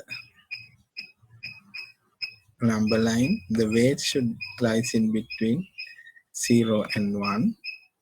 That means the weight always should be, that is if only one is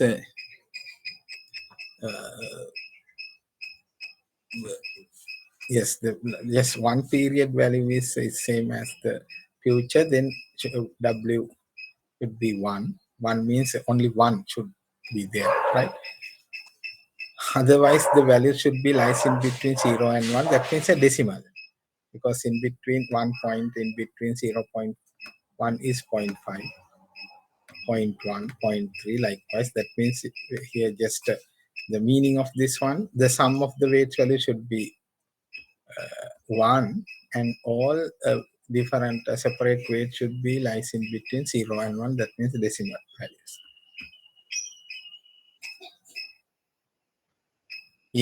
According to that formula, this condition given here, some values can be equal 0 or 1. If one particular weight value is equal 1, all others should be 0. That means only one value is we consider or taken as a future value, right? This is one special case. That means most probably the weight should be a decimal. For example, 0.1, 0.2, 0.25, any value in between 0 and 1. That can be an infinite number of values, but we take some family number 0.1, 0.2, 0.5, likewise, right? Now see one example. Now we consider 3 periods values, monthly data are given here. Now suppose the coming period is November. Now here we assume most recent data point is October. When we just thinking about to predict the November, this is become a most recent data. Next most recent data is the September, is the least recent, that means the oldest one. Now here you can see the weights of the October is 50%, that means 0.5, here 0.33, 0.17, that means we assume most recent data highly influence the future. Now here the last column present the actual, say for demand, for actual demand for the August 130, September 110, October 90. Then we use this weighted moving average. Then let's see how do we predict the future value for the month of November. Here WMA stands for the weighted moving average for the month of November. If some complex about this one, just keep remember this as we have to get the sum over the product of corresponding weight with the actual data. Weight 1 assigned for the first period, say if I equal 1, t minus 1. Here the weights for the most recent data, that means one period past data, W1, W2 accordingly. Then we can say weight of the month of October into actual value of the October. Plus there are 3 values. Here you can say I W1 as the October, W2 September, or T minus 1 October. That means the next period is November, and the previous period October, September. Then just take the answer. Weight value of the October 0.5 into 90. The other, this also just check the other important condition. Just check whether the sum of these three is equal 1 or not. The condition requirement, sum of the all the weight should be equal 1. That means if one value is missing, then you can get it, right? Then suppose the weight of the August month is not given, then how do you calculate? 1 minus 0.5 minus 0.33. Now condition is also satisfied. Then just apply the formula. 0.5 into 90 plus 0.33 into 110 plus 0.17 into 130. Then the number of orders estimated predicted value will be 103.4.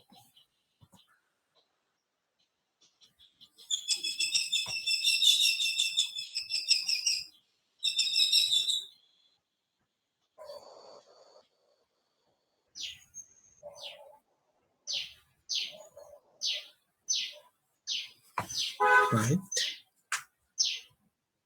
Right.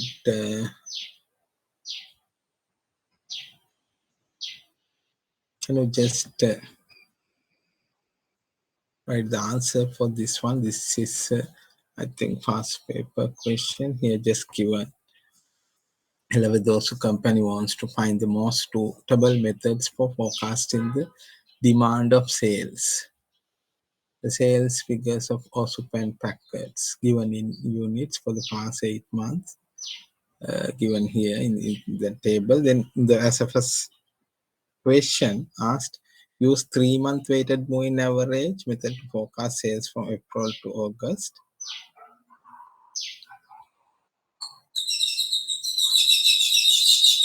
And also now here in that question we provide, I asked to calculate the forecasting value for the two different methods, like 3-month simple moving average and weighted moving. As an example for the weights, weighted moving average, just try to forecast the values from April to August.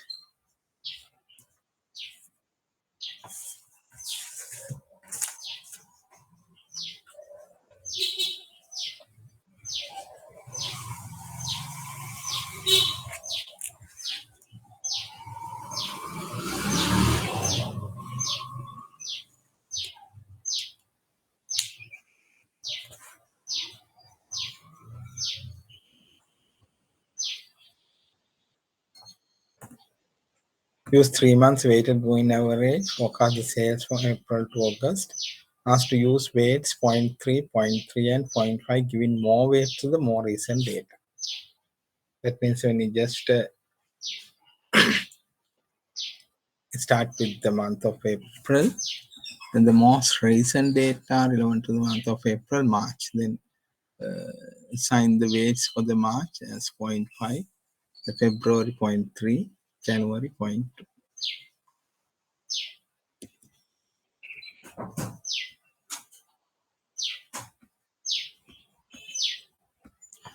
Just try to complete. I just copied this one into the Excel.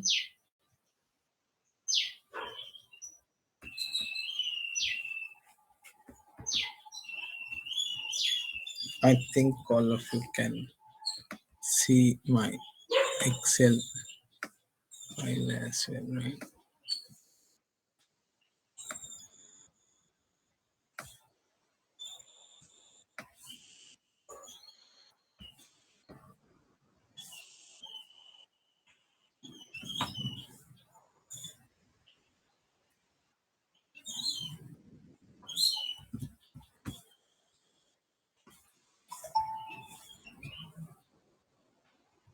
Now this is the formula weighted moving average. Here I have to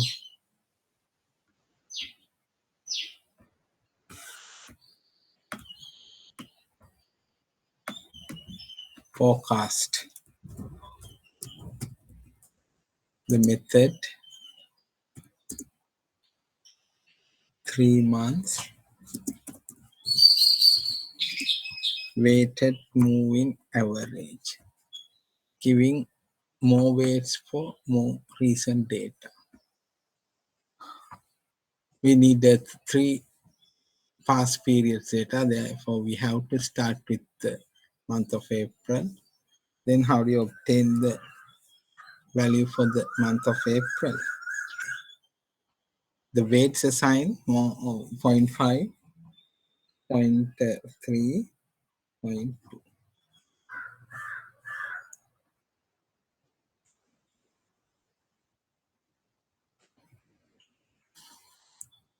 April to August use weights 0.2, 0.3 and 0.5. This is given in increasing order, but clearly you have to just carefully read, giving more weights to the more recent data. That means for the most recent data, don't assign 0.2, you have to assign the highest weight mentioned in here, 0.5. The next most recent, more recent data, 0.3, likewise.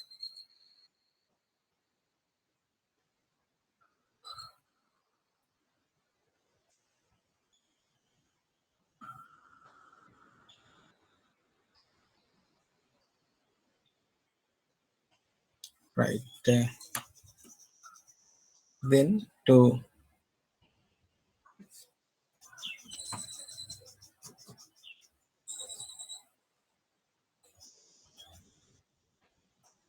I think there's no issue with the connection, right?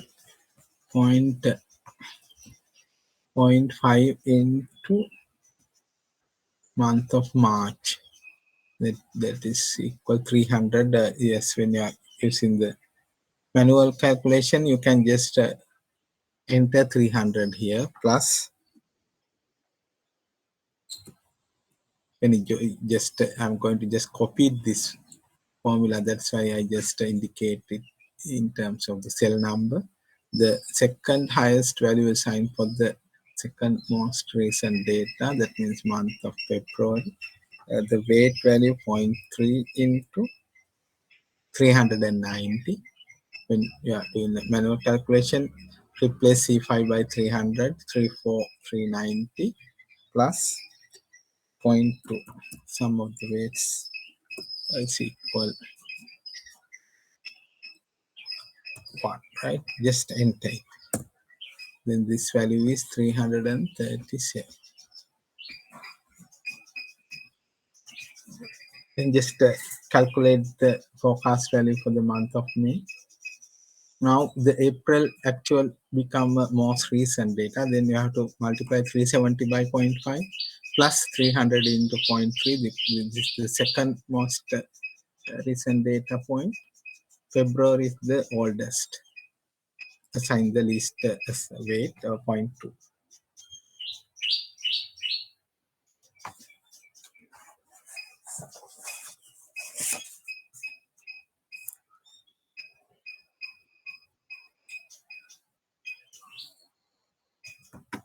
When you use just copy this one, this is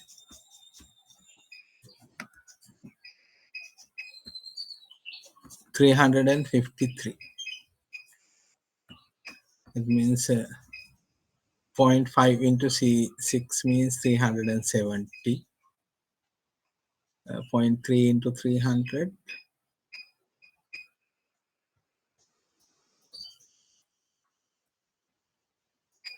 0.2 into C4.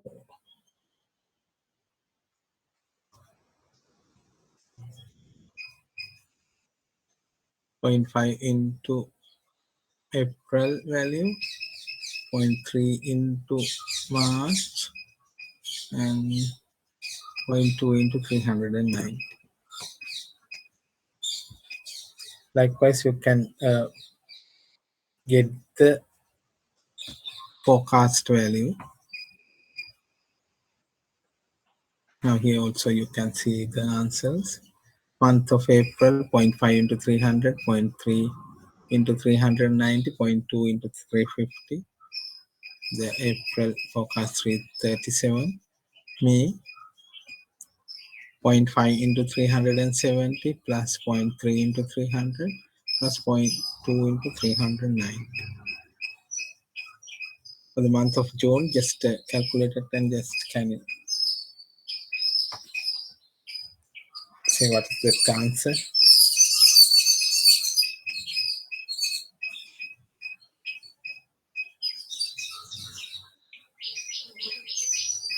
350.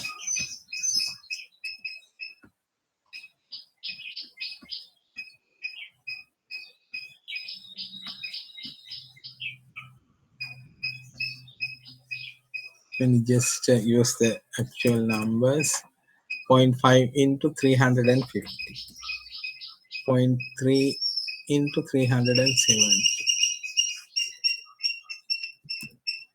plus zero point 0.2 into 300, 346.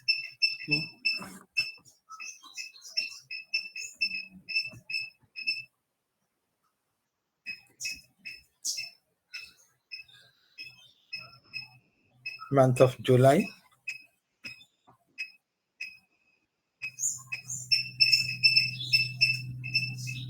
now consider these three values, then multiply 330 by 0.5 plus 350 into 0.3, 370 into 0.2.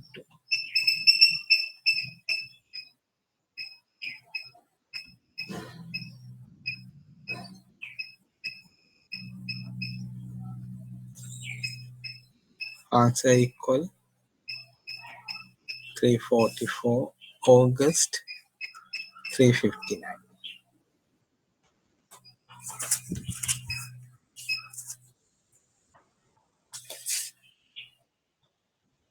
Now changing the weights values, you can repeat the same method as an alternative. That means you can just check. That means you can make that decision depending on the accuracy level. If now here just see the actual value 370, but the forecast value 337. When you just consider these two values, you can observe some deviation. Now that means not accurate as we expect, but for the May 350, but the actual value 350, very close to the forecast value 353. Likewise, then, but we cannot go one by one. That's why we use some standard techniques for measuring the accuracy. If you are not satisfied with the accuracy level, that means most of the data deviate highly from the actual values. Then one thing is changing the parameters is here you can change the weights. That means you can change the order of assigning weights for the recent data. That means you can assign not on 0.5, zero point 0.4, then you can assign 0.3 and 0.3 or 0.325 for the next most recent, 0.3 for the or 0.275 for the other one. But the condition, the sum of the three weights, because we consider only three values, the sum of the weight should be equal 1, right? So as a constraint, considering that as a constraint, that means sum is equal 1, you can change or you can take different combinations, right? Then you can again recalculate the forecast values and then check what happened to the accuracy. Accuracy is increase or enhance or decrease depending on that. Among the particular approach or technique, you can make several alternatives. That's why in that the graph we present as steps of the forecasting process. We say we can make some adjustment for the parameters, right? Right. Now this one, now we already discussed two quantitative two qualitative as well as two quantitative methods. Now here under the time series, I mentioned that I'm going to discuss three: simple moving, weighted moving, the next one exponential. In addition to this exponential smoothing, I'm going to discuss if the data contains trend. That means in practically most of the data consists or contains the trend and seasonal effect. Then we have to remove those things, so we have to concern about those two components as well to make a better prediction, right? But just see the concept of the exponential smoothing. But in here for the moving averages, under the moving averages we discussed two: simple and weighted, under the assumptions of all the data have equal importance and the data points are differently influenced for the final outcomes. Then the next one, that is even in anyhow we just assume average of the few periods is to be the most correct estimate provided for the coming period. But for the when it comes to the exponential smoothing, this different things. Still we are smoothing the fluctuation. That means up and down repetitions, up and down fluctuations, movements. We smooth that fluctuations. That's why term prefer or terms used as the smoothing, smooth, sumatana, right? Now the next one is also a smoothing technique. That means we smooth the up and down fluctuations. Exponential means we just use smoothing constants, and here we just use the most recent data. That means we assume the most recent data is only the things we concern to predict the coming period. That means most recent observation might have the highest predictive value for the coming period. Then for the simple or weighted moving average, we assume several periods values. The average of the several periods will present the future. But the exponential smoothing, we assume the most recent actual data point as well as the forecasted value. Only those two values, using the two values, most recent two values, that most recent actual and the forecast, using these two values we try to predict the coming period, right? Therefore we should give more weights to the more recent time periods in forecasting. Now this is the formula. Here we use different symbols, different symbols to present the weights. Is alpha is something like a weighted value. That's why here yes we'll say give more weights. But here we just concern only one data point, that is the most recent period value. Right? If you are going to predict the November, just you consider about only the previous month. That means October month. If you are going to make the prediction for the month of April, say coming month is April, then we concern only about the March values. But in this period, we just consider two values, actual as well as the forecast. Now here see the teeth period, we are going to make the prediction or forecast. If stand the forecast for the teeth period, we are just considering actual value of the previous period, t minus 1, as well as the forecast value. If we assume the actual value is has a more influence, actual value has been mostly influenced the coming period, then we assign higher weights for the actual value, lambda. Here the alpha, not lambda, alpha. Alpha is the smoothing constant or weight value. And here, very similar to the weights, alpha plus 1 minus alpha. That means sum of these two weights values is equal 1. That's why here when we assign it's alpha, and the other weights of the other one, forecast value for the most recent period, 1 minus alpha. If we assume the actual and forecast is equally important for the teeth period or coming period, then alpha will be 0.5. If we assign alpha equal 0.5, 1 minus alpha is also zero point 0.5. That means we assign equal 50%, 50-50. 50-50 important. For if we assume actuals more influential, then we can assign alpha, we can take alpha as more than zero point 0.5, say 0.6, 0.7. If alpha is 0.6, 1 minus alpha would be 0.4. If alpha 0.7, 1 minus alpha 0.3, but the sum should be equal 1, right?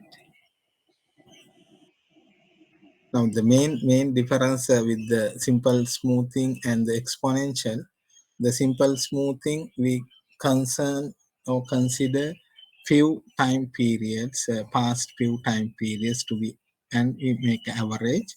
But this like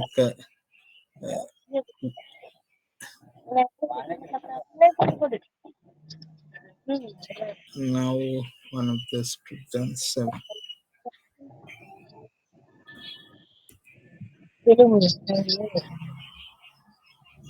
please switch off. Hello? Yes, good morning, darling. Uh, La Santa. அம்மா சத்தியமா சதுத என்ன பலனும் அதுதான் Can I mute that person? shift போகணும்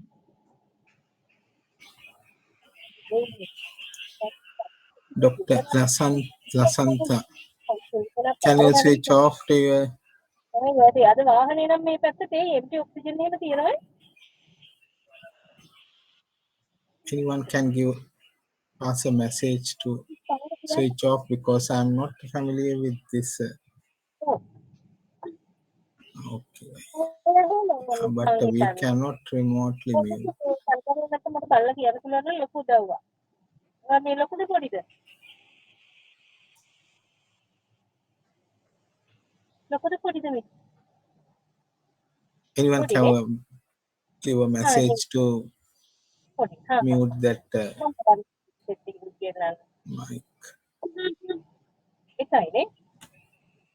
බලමු මේ ඒක පහලට යවන්න අර සිංක් එක ළඟට මම බලන්නම් මොකක් හරි කරන්න හරි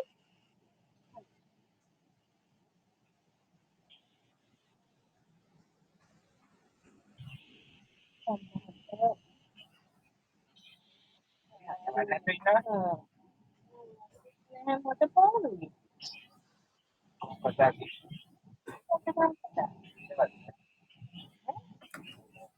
apa udah sama lo नहीं मम्मी ने मालूम है बोले तो आपके वो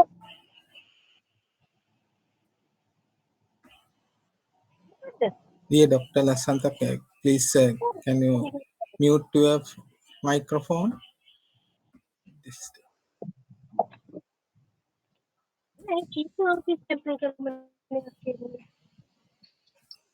Right, I will try to continue, right?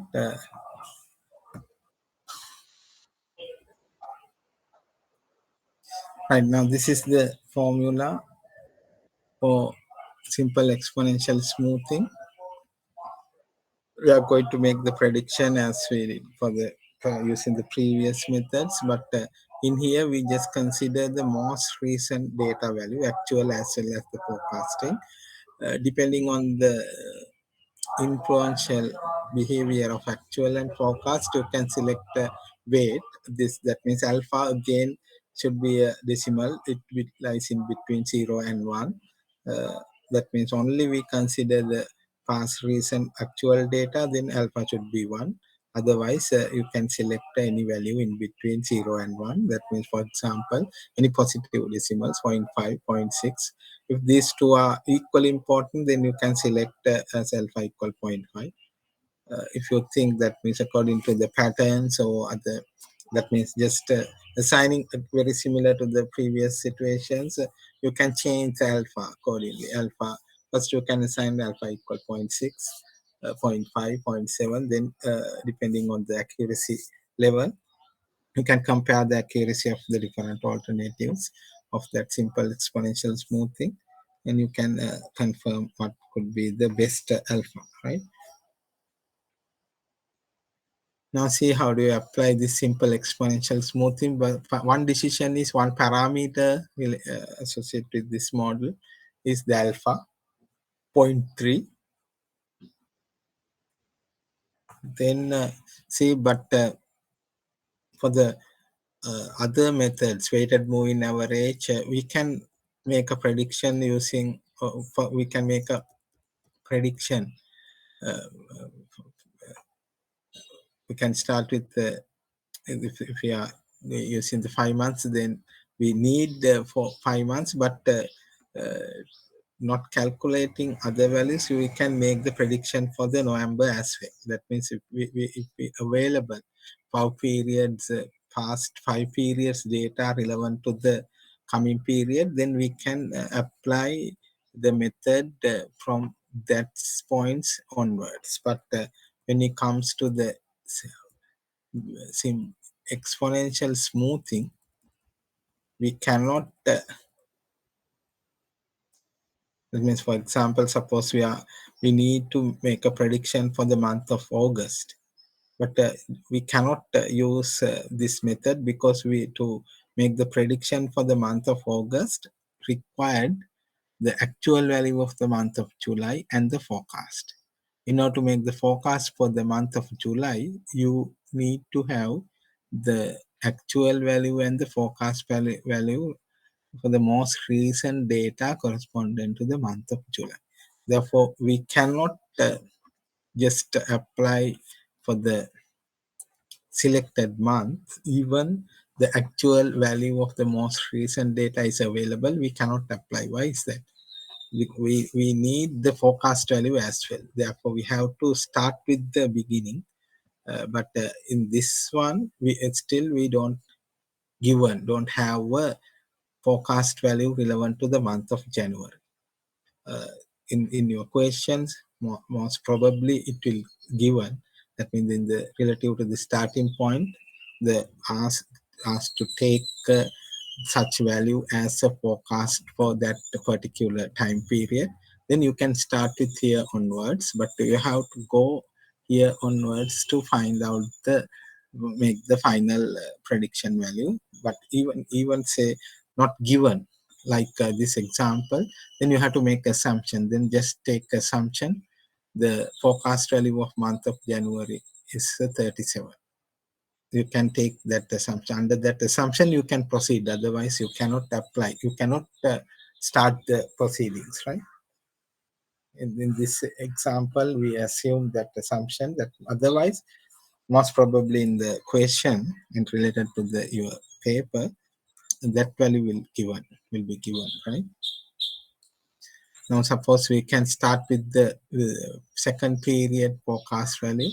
Then we should know about what is the actual value of the most recent. That means we are going to make the prediction for the month of February.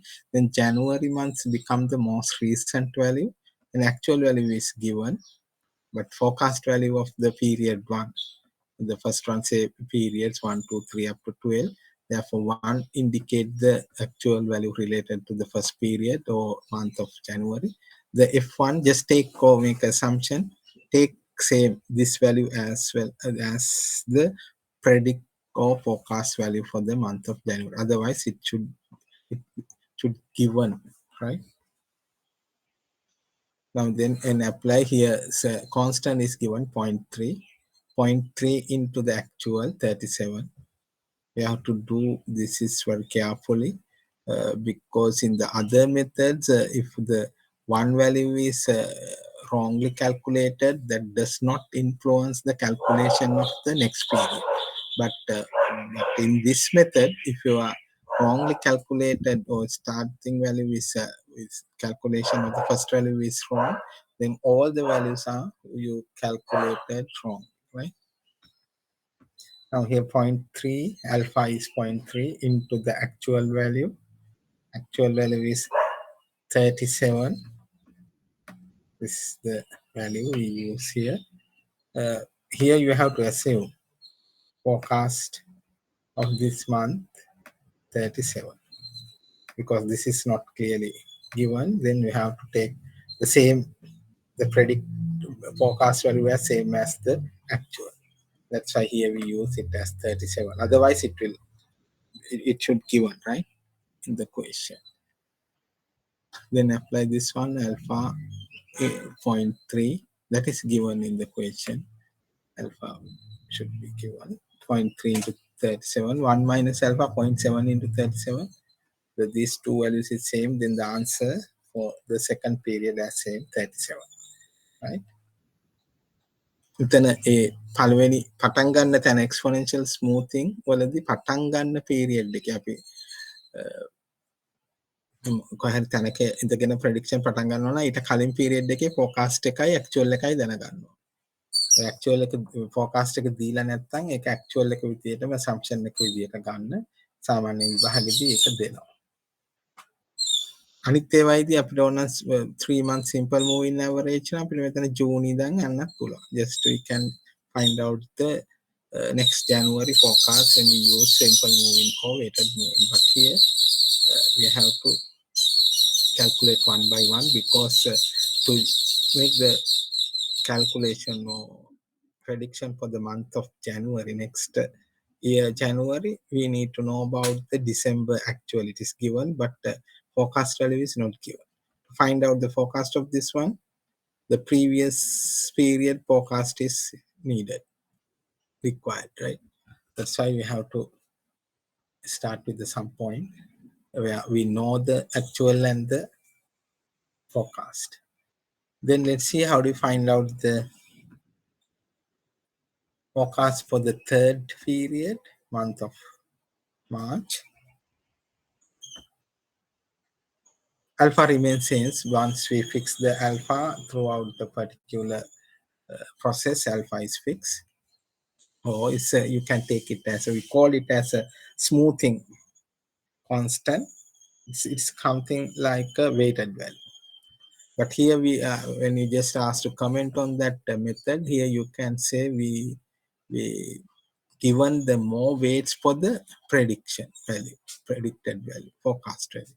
That means here we assign less weight for the actual 0.3, 1 minus 0.3, 0.7. That means more weights assigned for the forecast value. Anyway, here 0.3, what is the actual corresponding to the second period, most recent. That means we are going to make a prediction for the month of March. Then February become the most recent time period. Then you need to know about what is the actual, and here we make the prediction 37 and take this prediction as 37. Then 0.3 times 40, alpha is 0.3, therefore here 0.3 into 40 plus 0.7 into 37.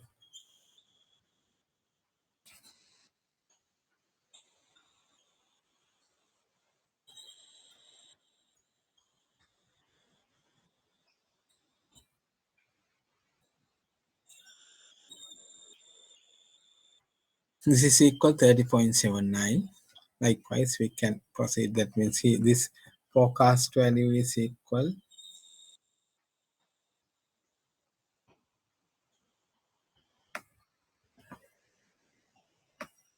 37.9. Once we got these two values, then we can make the prediction on month for the April. That means 41 into 0.3 plus 37.9 into 0.7. එතකොට 4 කියන්නේ අප්‍රේල්, March to actual එක 0.3 multiply by 0.3 plus 1 minus 0.3 is the 0.7 into the forecast value of month of March. This is equal 38.83, right? Likewise, we have to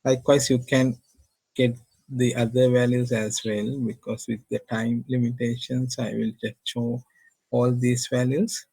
You even not making the calculation, just try to do yourself and just check with these answers, right? Because in most of the time, we just ask this kind of questions as in your question paper. Therefore, understanding of these procedures is important, right? Because we are dealing with some complex things in the coming few slides. Now, up to this point, we just discuss very basic things. That means we not consider the data, the time series data contains trend or seasonal. We just assume, we just take the values given as, not see is there any trend or seasonal effects involved. Just discuss how to just apply the methods. Again, similar to the previous methods, when you go with the simple moving averages, you can, as an parameter, you can change the number of periods to be average, and the weighted moving average, the two things you have to consider: the number of periods to be average and the weights values. Changing those two things, as a parameters, you can uh, run the several alternatives under the weighted moving average. Then you can compare the accuracy level. Likewise, here simple exponential smoothing. One important parameter is the alpha smoothing constant. You can change the values. That means you can assign more weights for the current data, or you can assign equal weights for the weights for actual and the forecast. Or if you think more influential the actual values, then you can give more weights. That means greater than zero point 0.5, like zero point 0.6 or 0.65. Likewise, then the lesser weights automatically give assigned for the forecast value. That means the weights of the forecast we take as 1 minus alpha, right? Right, like I mentioned, you can do this as a homework or as well. The first columns indicate the forecast value we obtain using the simple exponential smoothing by taking alpha equal zero point 0.3. The second alternative we can change. That means alpha increase up to 0.5. That means we assume the actual and forecast are equally important. Then you can do some calculations, like method is same, but only we change or adjust the parameter. Now we have to multiply the actual by 0.5.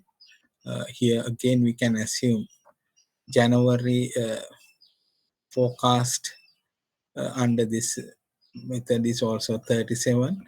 Then the February forecast, now see how do you obtain this 37.5 into 37 plus 1 minus 0.5, 1 minus alpha. Here we make another assumption. The January forecast under this process also 37. Therefore, we start with the 37. Then to make a prediction for the month of March, then use these two values. Not these two here. We take the actual value is 37. Here we assume predict or forecast value is 37. Then we multiply 0.5 and zero point 0.5 with these two.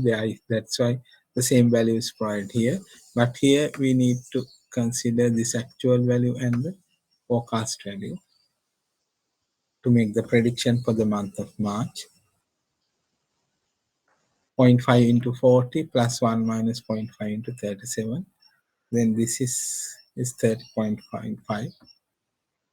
Then use these two, 41 and 38.5. 41 into 41, yes, 0.5 into 41 plus 1 minus 0.5 into 38.5. The thing is, if you are miscalculated or wrongly calculated the one value, from here onwards, all the values are incorrect, right? Because we use the predictive value as a one parameter for make the prediction for the coming period. Likewise, just check these answers, right? Then drawing the actual versus the forecast values obtained through these two different alternatives, change in the alpha. Then you now this graph present the actual. Right? We just plot the actual along with the time period. We just consider 13 period values. No, the 13 period is the only forecast values. We make the prediction for this one. No actual still.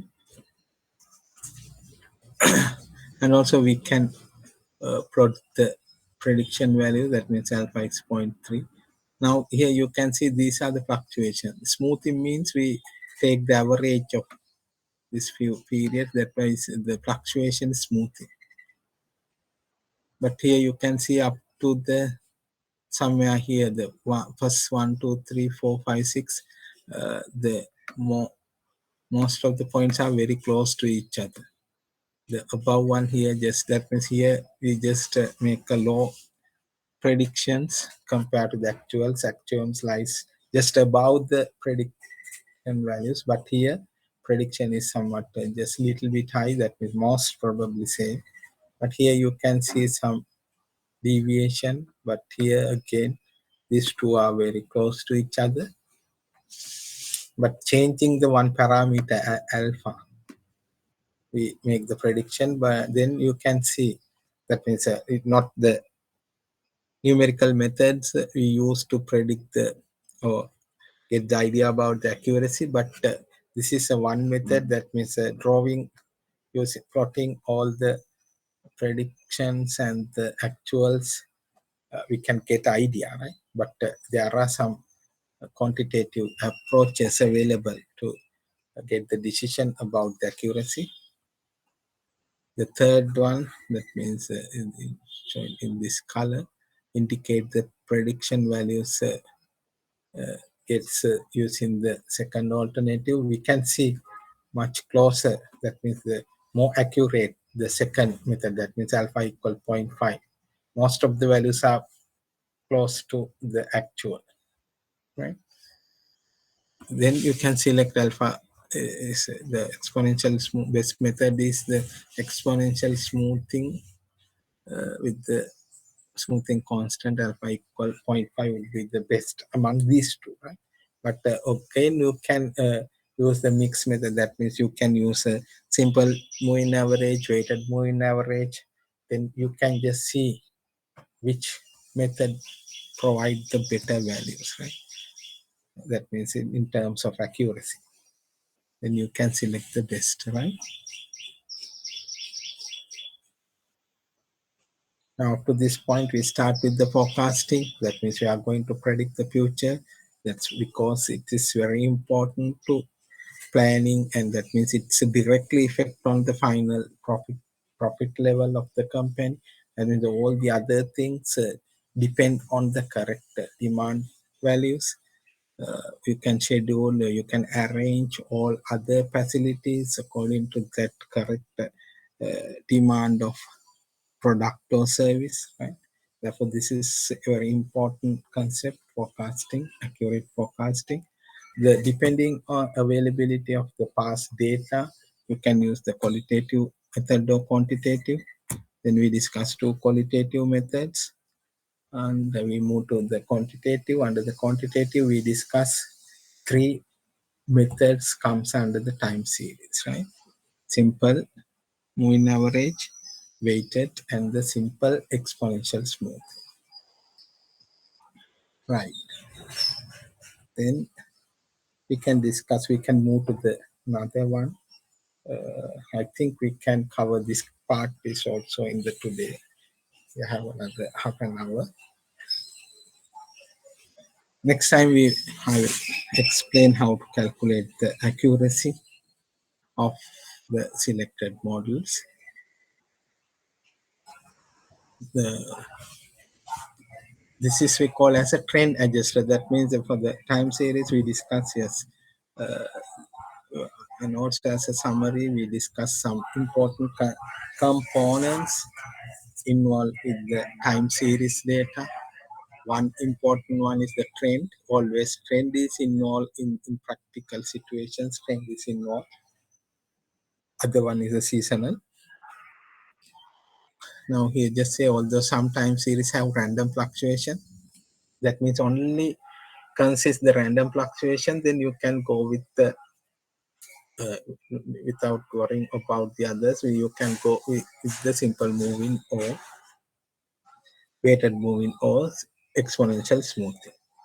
But in practically seasonal or trend, no with no apparent seasonal trend, that means with no we have random fluctuation. That means only consists that random fluctuation, but no trend and seasonal effect. But many have random fluctuation and trend. Trend is the most of the time trend is involved in the time series data. Then see how they select a method when the trend is present in the time series data. That is we call as a adjusted exponential smoothing. But in here we use another smoothing constant to predict the trend value. Earlier we under the assumption no trend and no seasonal, we use simple exponential smoothing. Now we assume the more as we had with the experience, most of the time series data present the trend. Then we have to adjust this exponential smoothing. We call it as a trend adjusted exponential smoothing. Smoothing means the averaging technique or simple exponential smoothing. That these models are not much suited when time series containing a trend. Then we have to go for the adjusted exponential smoothing. We call it as a fit. Capital F, capital IP, we call it as a fit, meaning forecast including trend.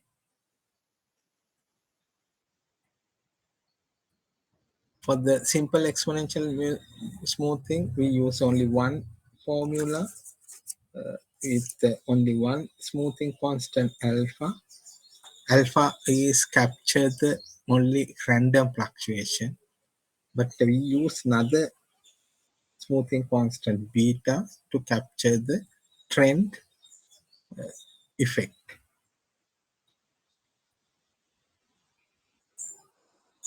That's why he say in trend adjusted exponential smoothing, a second constant beta is used to include the trend component. That means capture the effect of the trend component. Now this is the formula we can use. We use different notations. You have to familiar with these notations. Sometimes you may think so many different or complex symbols present here, but just doing one example, you can just understand this is not much complex. Only thing is a way of presenting, because we have to use some notations here. Fit meaning that forecast including trend. Earlier we select the methods ignoring the trend component and the seasonal. These are the two components always engage or present with the time series data. There are four components: trend, seasonal, cyclical, and irregular or random. But if only random variation exists, you can select any simple method, simple smoothing, simple weighted moving, simple moving average likewise. But most of the times we can see the trend component is present in the time series to make adjustment for capture that effect comes with the trend. You can use the forecast including trend or trend adjusted exponential smooth. Here, FT is the smooth forecast. That means, as we discussed in the simple smoothing average, I think you can remember what is the formula we use for the simple exponential smoothing. Forecast is equal alpha.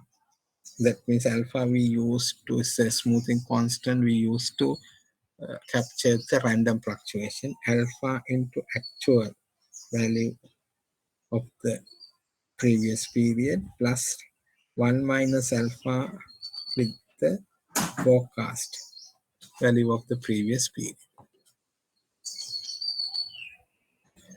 Now this is the formula we use, right? But here we can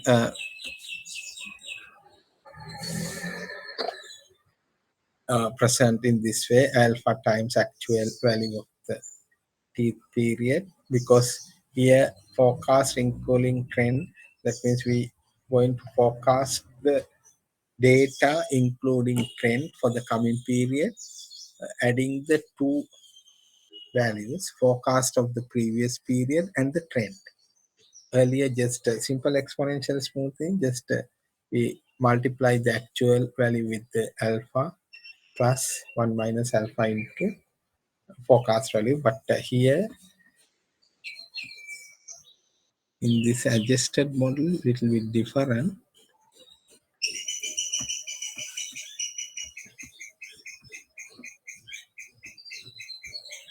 The forecast value is equal to the forecast value of the present period, t period, and trend estimated value for the previous period, right? And the forecast value of the previous period can be calculated using the same method what we apply under the simple exponential smoothing. This is the actual value of the previous period. Alpha is the smoothing constant we use to capture the random fluctuation. 1 minus alpha uh, related to that fit value of the previous period, right?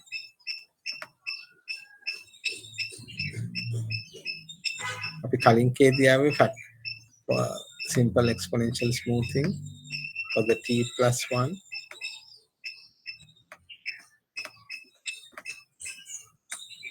alpha times actual value of t plus 1 minus alpha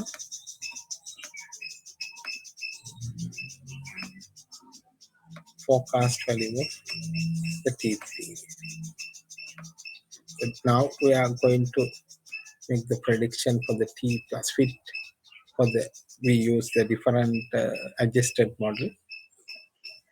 That's why here we take this as a fit of the previous period, right? Then we have to consider another one to make the prediction or make the capture the trend effect. It is defined trend component for the previous period related to the t period, beta, the constant we use to make, capture the trend effect, fit value of the same period, fit value of the period prior to this teeth period minus trend component, trend of the teeth period, what we have to use the trend of the previous period as well. So therefore more input should be given to make a prediction for the coming period, like what is t minus 1 trend value of the previous period, fit value of the previous period, alpha, beta, actual values, all this should be given, right? Doing one example, you can just understand the process.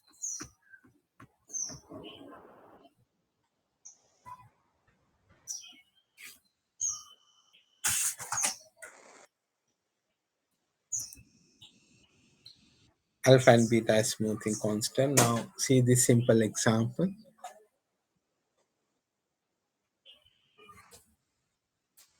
Here given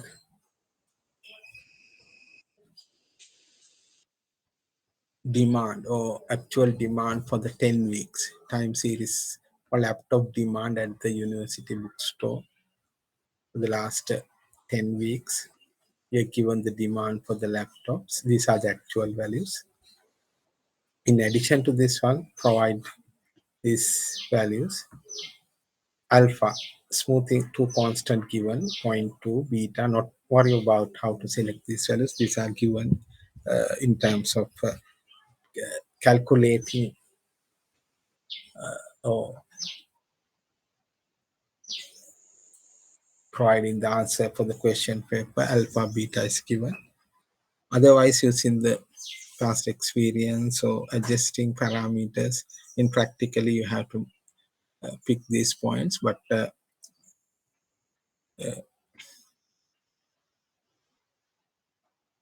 understanding or finding the solutions for your question paper, alpha beta should give, and some previous trend estimated values and fit values should be given, otherwise we cannot proceed.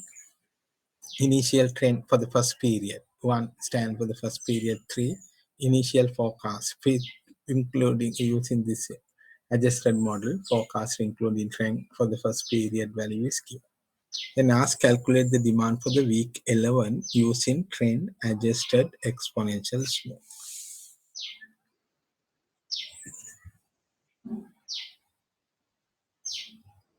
Now let's see how do you proceed with this one. These formulas will be provided in the exam, but you have to understand the meaning of the notation because we will given as fit t plus 1 is equal to forecast value of the t periods in terms of simple t and standard notation. We provide these formulas. We are asked to calculate the forecast value using this fit model. But here the first value is given, right?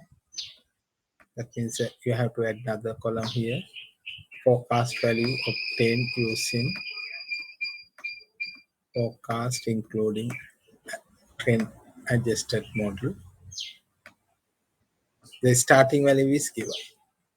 This is given fit 1 is equal to 25. We need to find out or start with the second value. That means fit 2.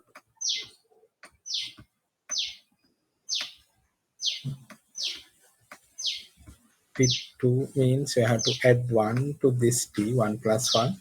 Therefore, t become 1. 2 means 1 plus 1. That means fit 2 is equal sum of these two, f1, f1 plus t1.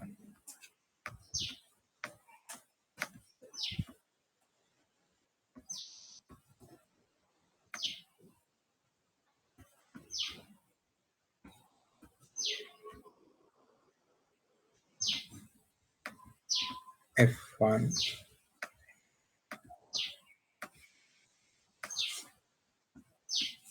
t1 is equal 3. But you need to find out f1, then use this formula to find the f1. f1 is equal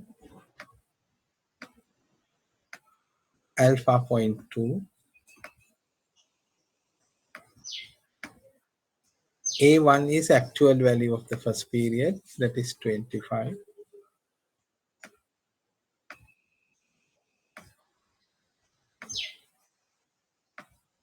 plus 1 minus alpha. 1 minus 0.2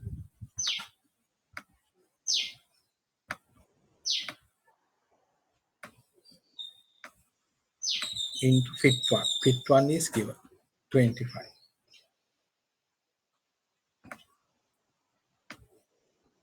Likewise, you have to find the required value to calculate the fit 2.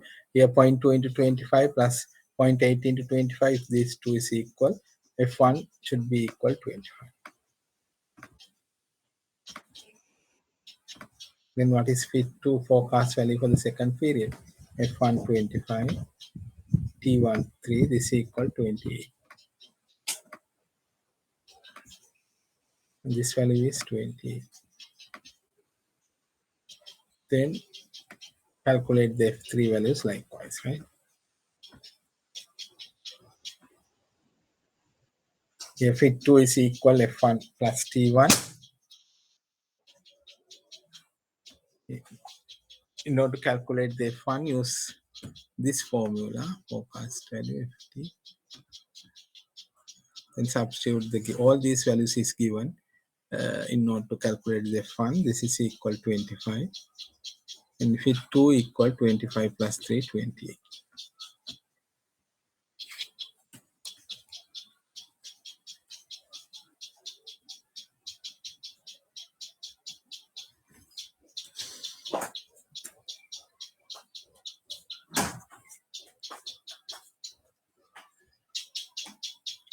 Only you have to use this one, but sometimes not may ask this kind of question. Just you have to have idea about when we use this trend adjusted exponential smoothing. If trend is present in the data, then you have to use this kind of adjusted exponential smoothing. Right. Then let's see how to calculate the here the first column in the question given the actual. To calculate the fit values for exponential trend adjusted in forecast included trend or this fit model, we need these two components: forecast value in the teeth period and trend component in the teeth period. This starting values is given, trend value of the first period and fit value of the first period. Already we calculated the fit 1, F1, and then we calculate the second. That means we calculate this 25, right? F1 is 25. Then using the T1 plus F1, we calculate the fit 2. And here onwards it can. Right? Then fit 3. That means using this method, how to get the value for this third period. Then you will not know about F2 and T2. Then you require these two values. Once you know these two, then sum of these two is equal to this value, right? Then using these two formulas, try to find what is F2 and T2. F2, first find out F2. F2 provide alpha times A2, 1 minus alpha into fit 2. Now the fit 2 value is known. Already we have calculated.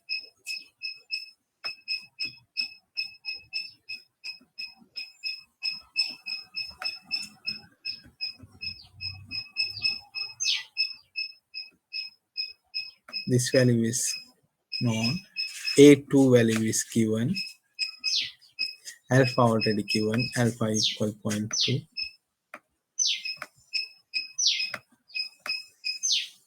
And just calculate 0.2 into 29 plus 1 minus 0.2 into 28. This is the value.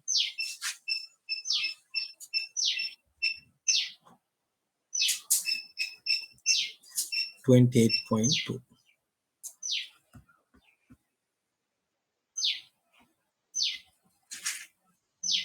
Then require T2. Then use the second, this formula to find out the T2. T2 equal, when we just replace by T equal 2, here substitute 2, here 2 minus 1, 1. Beta times fit T, that means T equal to minus fit 2 minus 1 1 here 2 minus 1 1 මේ ඔක්කොම කියන් දන්නවා නේද මෙතනට ආදේශ කරා. එතන හැමතැනම දැන් t2 නම් මෙතන t දෙක ආදේශ කරාම here 2 minus 1 here 2 here again 2 minus 1 2 minus 1 therefore t2 equal t1 2 minus 1 1 beta times fit 2 here fit t minus 1 2 minus 1 1 t1 fit then t1 is known t1 is 3 beta 0.9 fit 2 value is 28 minus fit 1 is 25 minus t1 equal 3 and t2 value is equal to 3. Then take this sum, just add these two, it's equal to the fit 2 fit 3. So 28.2 plus 3 31.2.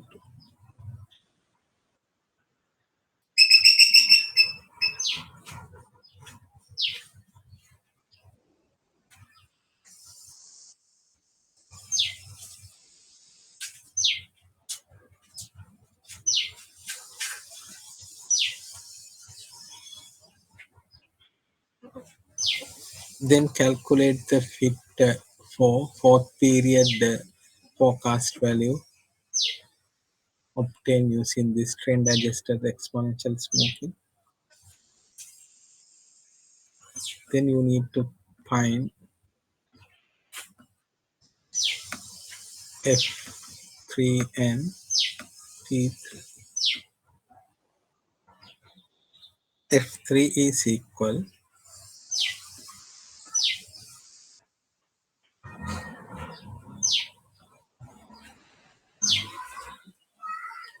f3 alpha a3 plus 1 minus alpha fit 3. All these values are known. Alpha 0.2, a3 is 30. 1 minus alpha fit 3 is 31.2. This answer equal 30.96. T3. මේ t කියන එකට 3 ආදේශ කරා යන්න t3 3 minus 1 2 fit 3 fit 3 2 and t2 beta given 0.9 නිකම්ම ආදේශ කරලා ගන්න තියෙන්නේ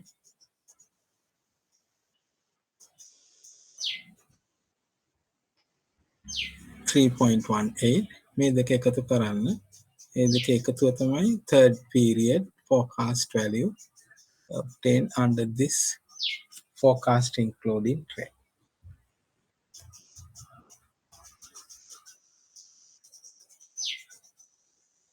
ඊට මේ දෙක හොයාගන්න වෙනවා f4 and t4.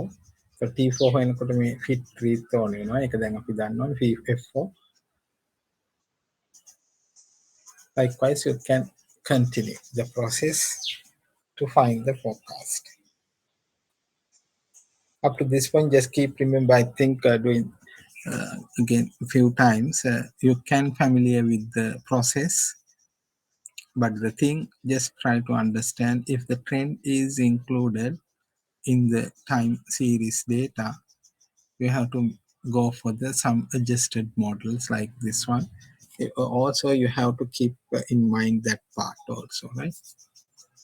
That means that as a manager of the company, you should know that yes, that some there is some techniques available when the trend is present. What we have to do, the seasonal and trend is all both present. What kind of models we have to use for the prediction, right?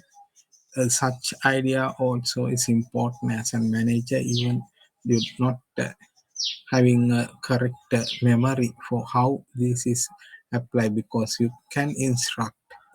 Just use these methods, and the next time I will just explain how we eliminate the seasonal effects. That means using single method using one method that is calculating the seasonal indexes, right? And how to combine of this calculating the seasonal index and some regression models, how to eliminate the trend effect and the seasonal from the time series data, then how to make the correct prediction. The concept of the forecasting is something like we are trying to predict the future in correct way, right? That means reducing with the keeping accuracy level is very high. Otherwise, just applying any technique, you can make the prediction, but the accuracy is so much important. Otherwise, all the other planning is become useless, right? But up to this point, just understand the forecasting is very important part uh, in concern with predicting the demand, because all the others facilities, labor facilities, equipment facilities, capacity levels, raw materials, uh, requirement, labor requirement planning, all these things are done according to the demand level, because your ultimate goal is the profitability. If you cannot achieve or satisfy the customer with providing quality service or product, you will lose your customer base. Then your ultimate goal you cannot achieve, that means the profit. But in terms of the government sector, we are not thinking about the profit, but in order to uh, keep the smooth functioning. Otherwise you are always faced with harassment situations. That means the blames are coming here and there. Patients are blaming. Such facilities available, but we are waiting such times. Therefore, in order to reduce this complex or some unnecessary situations, the correct forecasting is very, very important, right? Now, these are the values you have. We can check. That means I just again do in yourself, right? Otherwise it's very difficult to understand or keep remembering. Once you are doing this one, inherently these things, these are just established in your mind, then easily understand. But up to this point, given the more weights for the first few approaches we discussed on the quantitative, simple moving weighted, and the simple exponential moving even this is difficult, but I'm trying to just uh, give an idea in this in practically. We cannot just select a simple methods, but the practical situation is different. Always the trend and seasonal effects will present in the time series data, but still there are some techniques we can apply to eliminate or capture all these effect as well, right? This is the one technique. Then the next important part of this forecasting is how to evaluate the accuracy level, right? The biasness and accurately.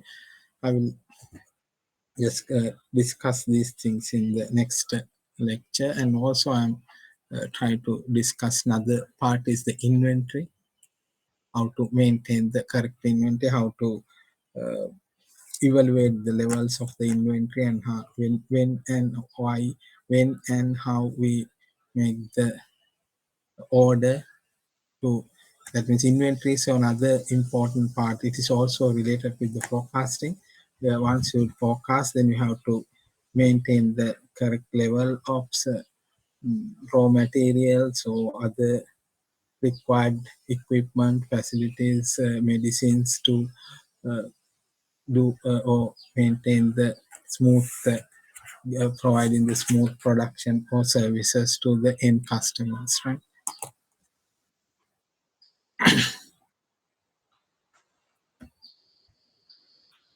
Right. If you have any questions, please ask. Next time, I just can discuss them next. That means under the Quantitative techniques I mentioned at the beginning. I am going to discuss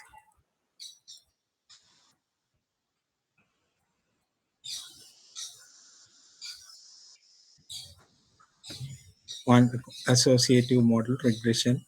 I completed up to some here, right? We come discuss these three. At the beginning, we discussed these two things, right? We just remember regression analysis, then we can move to the uh, assessing the accuracy. Now I just try to uh, relate with this process. That means drawing the or plotting the data, you can understand the trend or seasonal effect is associated with our data. Then you can go with the time series models or associative models. Then still we are not discuss about how to check the accuracy, but I think you may have idea about one using the one graph I just mentioned. That means changing the alpha. That means if the using the graph also we can get the idea the predicted values and the actual values are very close to each other, we can assume the accuracy is very high. That means we try to predict same as the actuals, right? If that deviation is that's the deviation of actual and uh, demand we call as a error, right? We try to minimize that error by adjusting the parameters under that methods. Sometimes we can take in the simple weighted moving average, what could be the uh, parameter number of time periods to be average n value. For the weighted moving average, two parameters, uh, number of periods and weights values. For the exponential smoothing alpha, we can change the alpha, right? Again, it's like weight values for the fit model forecast including trend, two alpha and beta, two values alpha and beta. To capture the correct values, we can change little bit change alpha and beta. Accordingly, we can calculate or we can rerun the process and we can calculate the forecast values. Then we can check the accuracy. That means how much closer the prediction is closer to the actuals, right? If any questions, please ask. Otherwise, we can stop the today's lesson.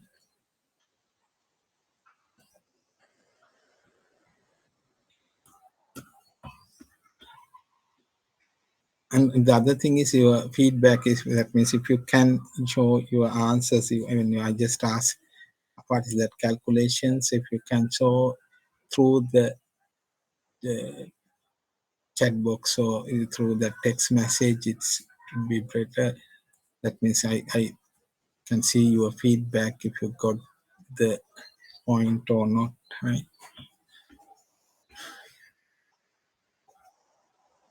If it's not any question, then I will stop, right? Thank you. Thank you, sir. Thank you. Thank you, sir. Thank you, sir. Thank you, doctors. Thank you.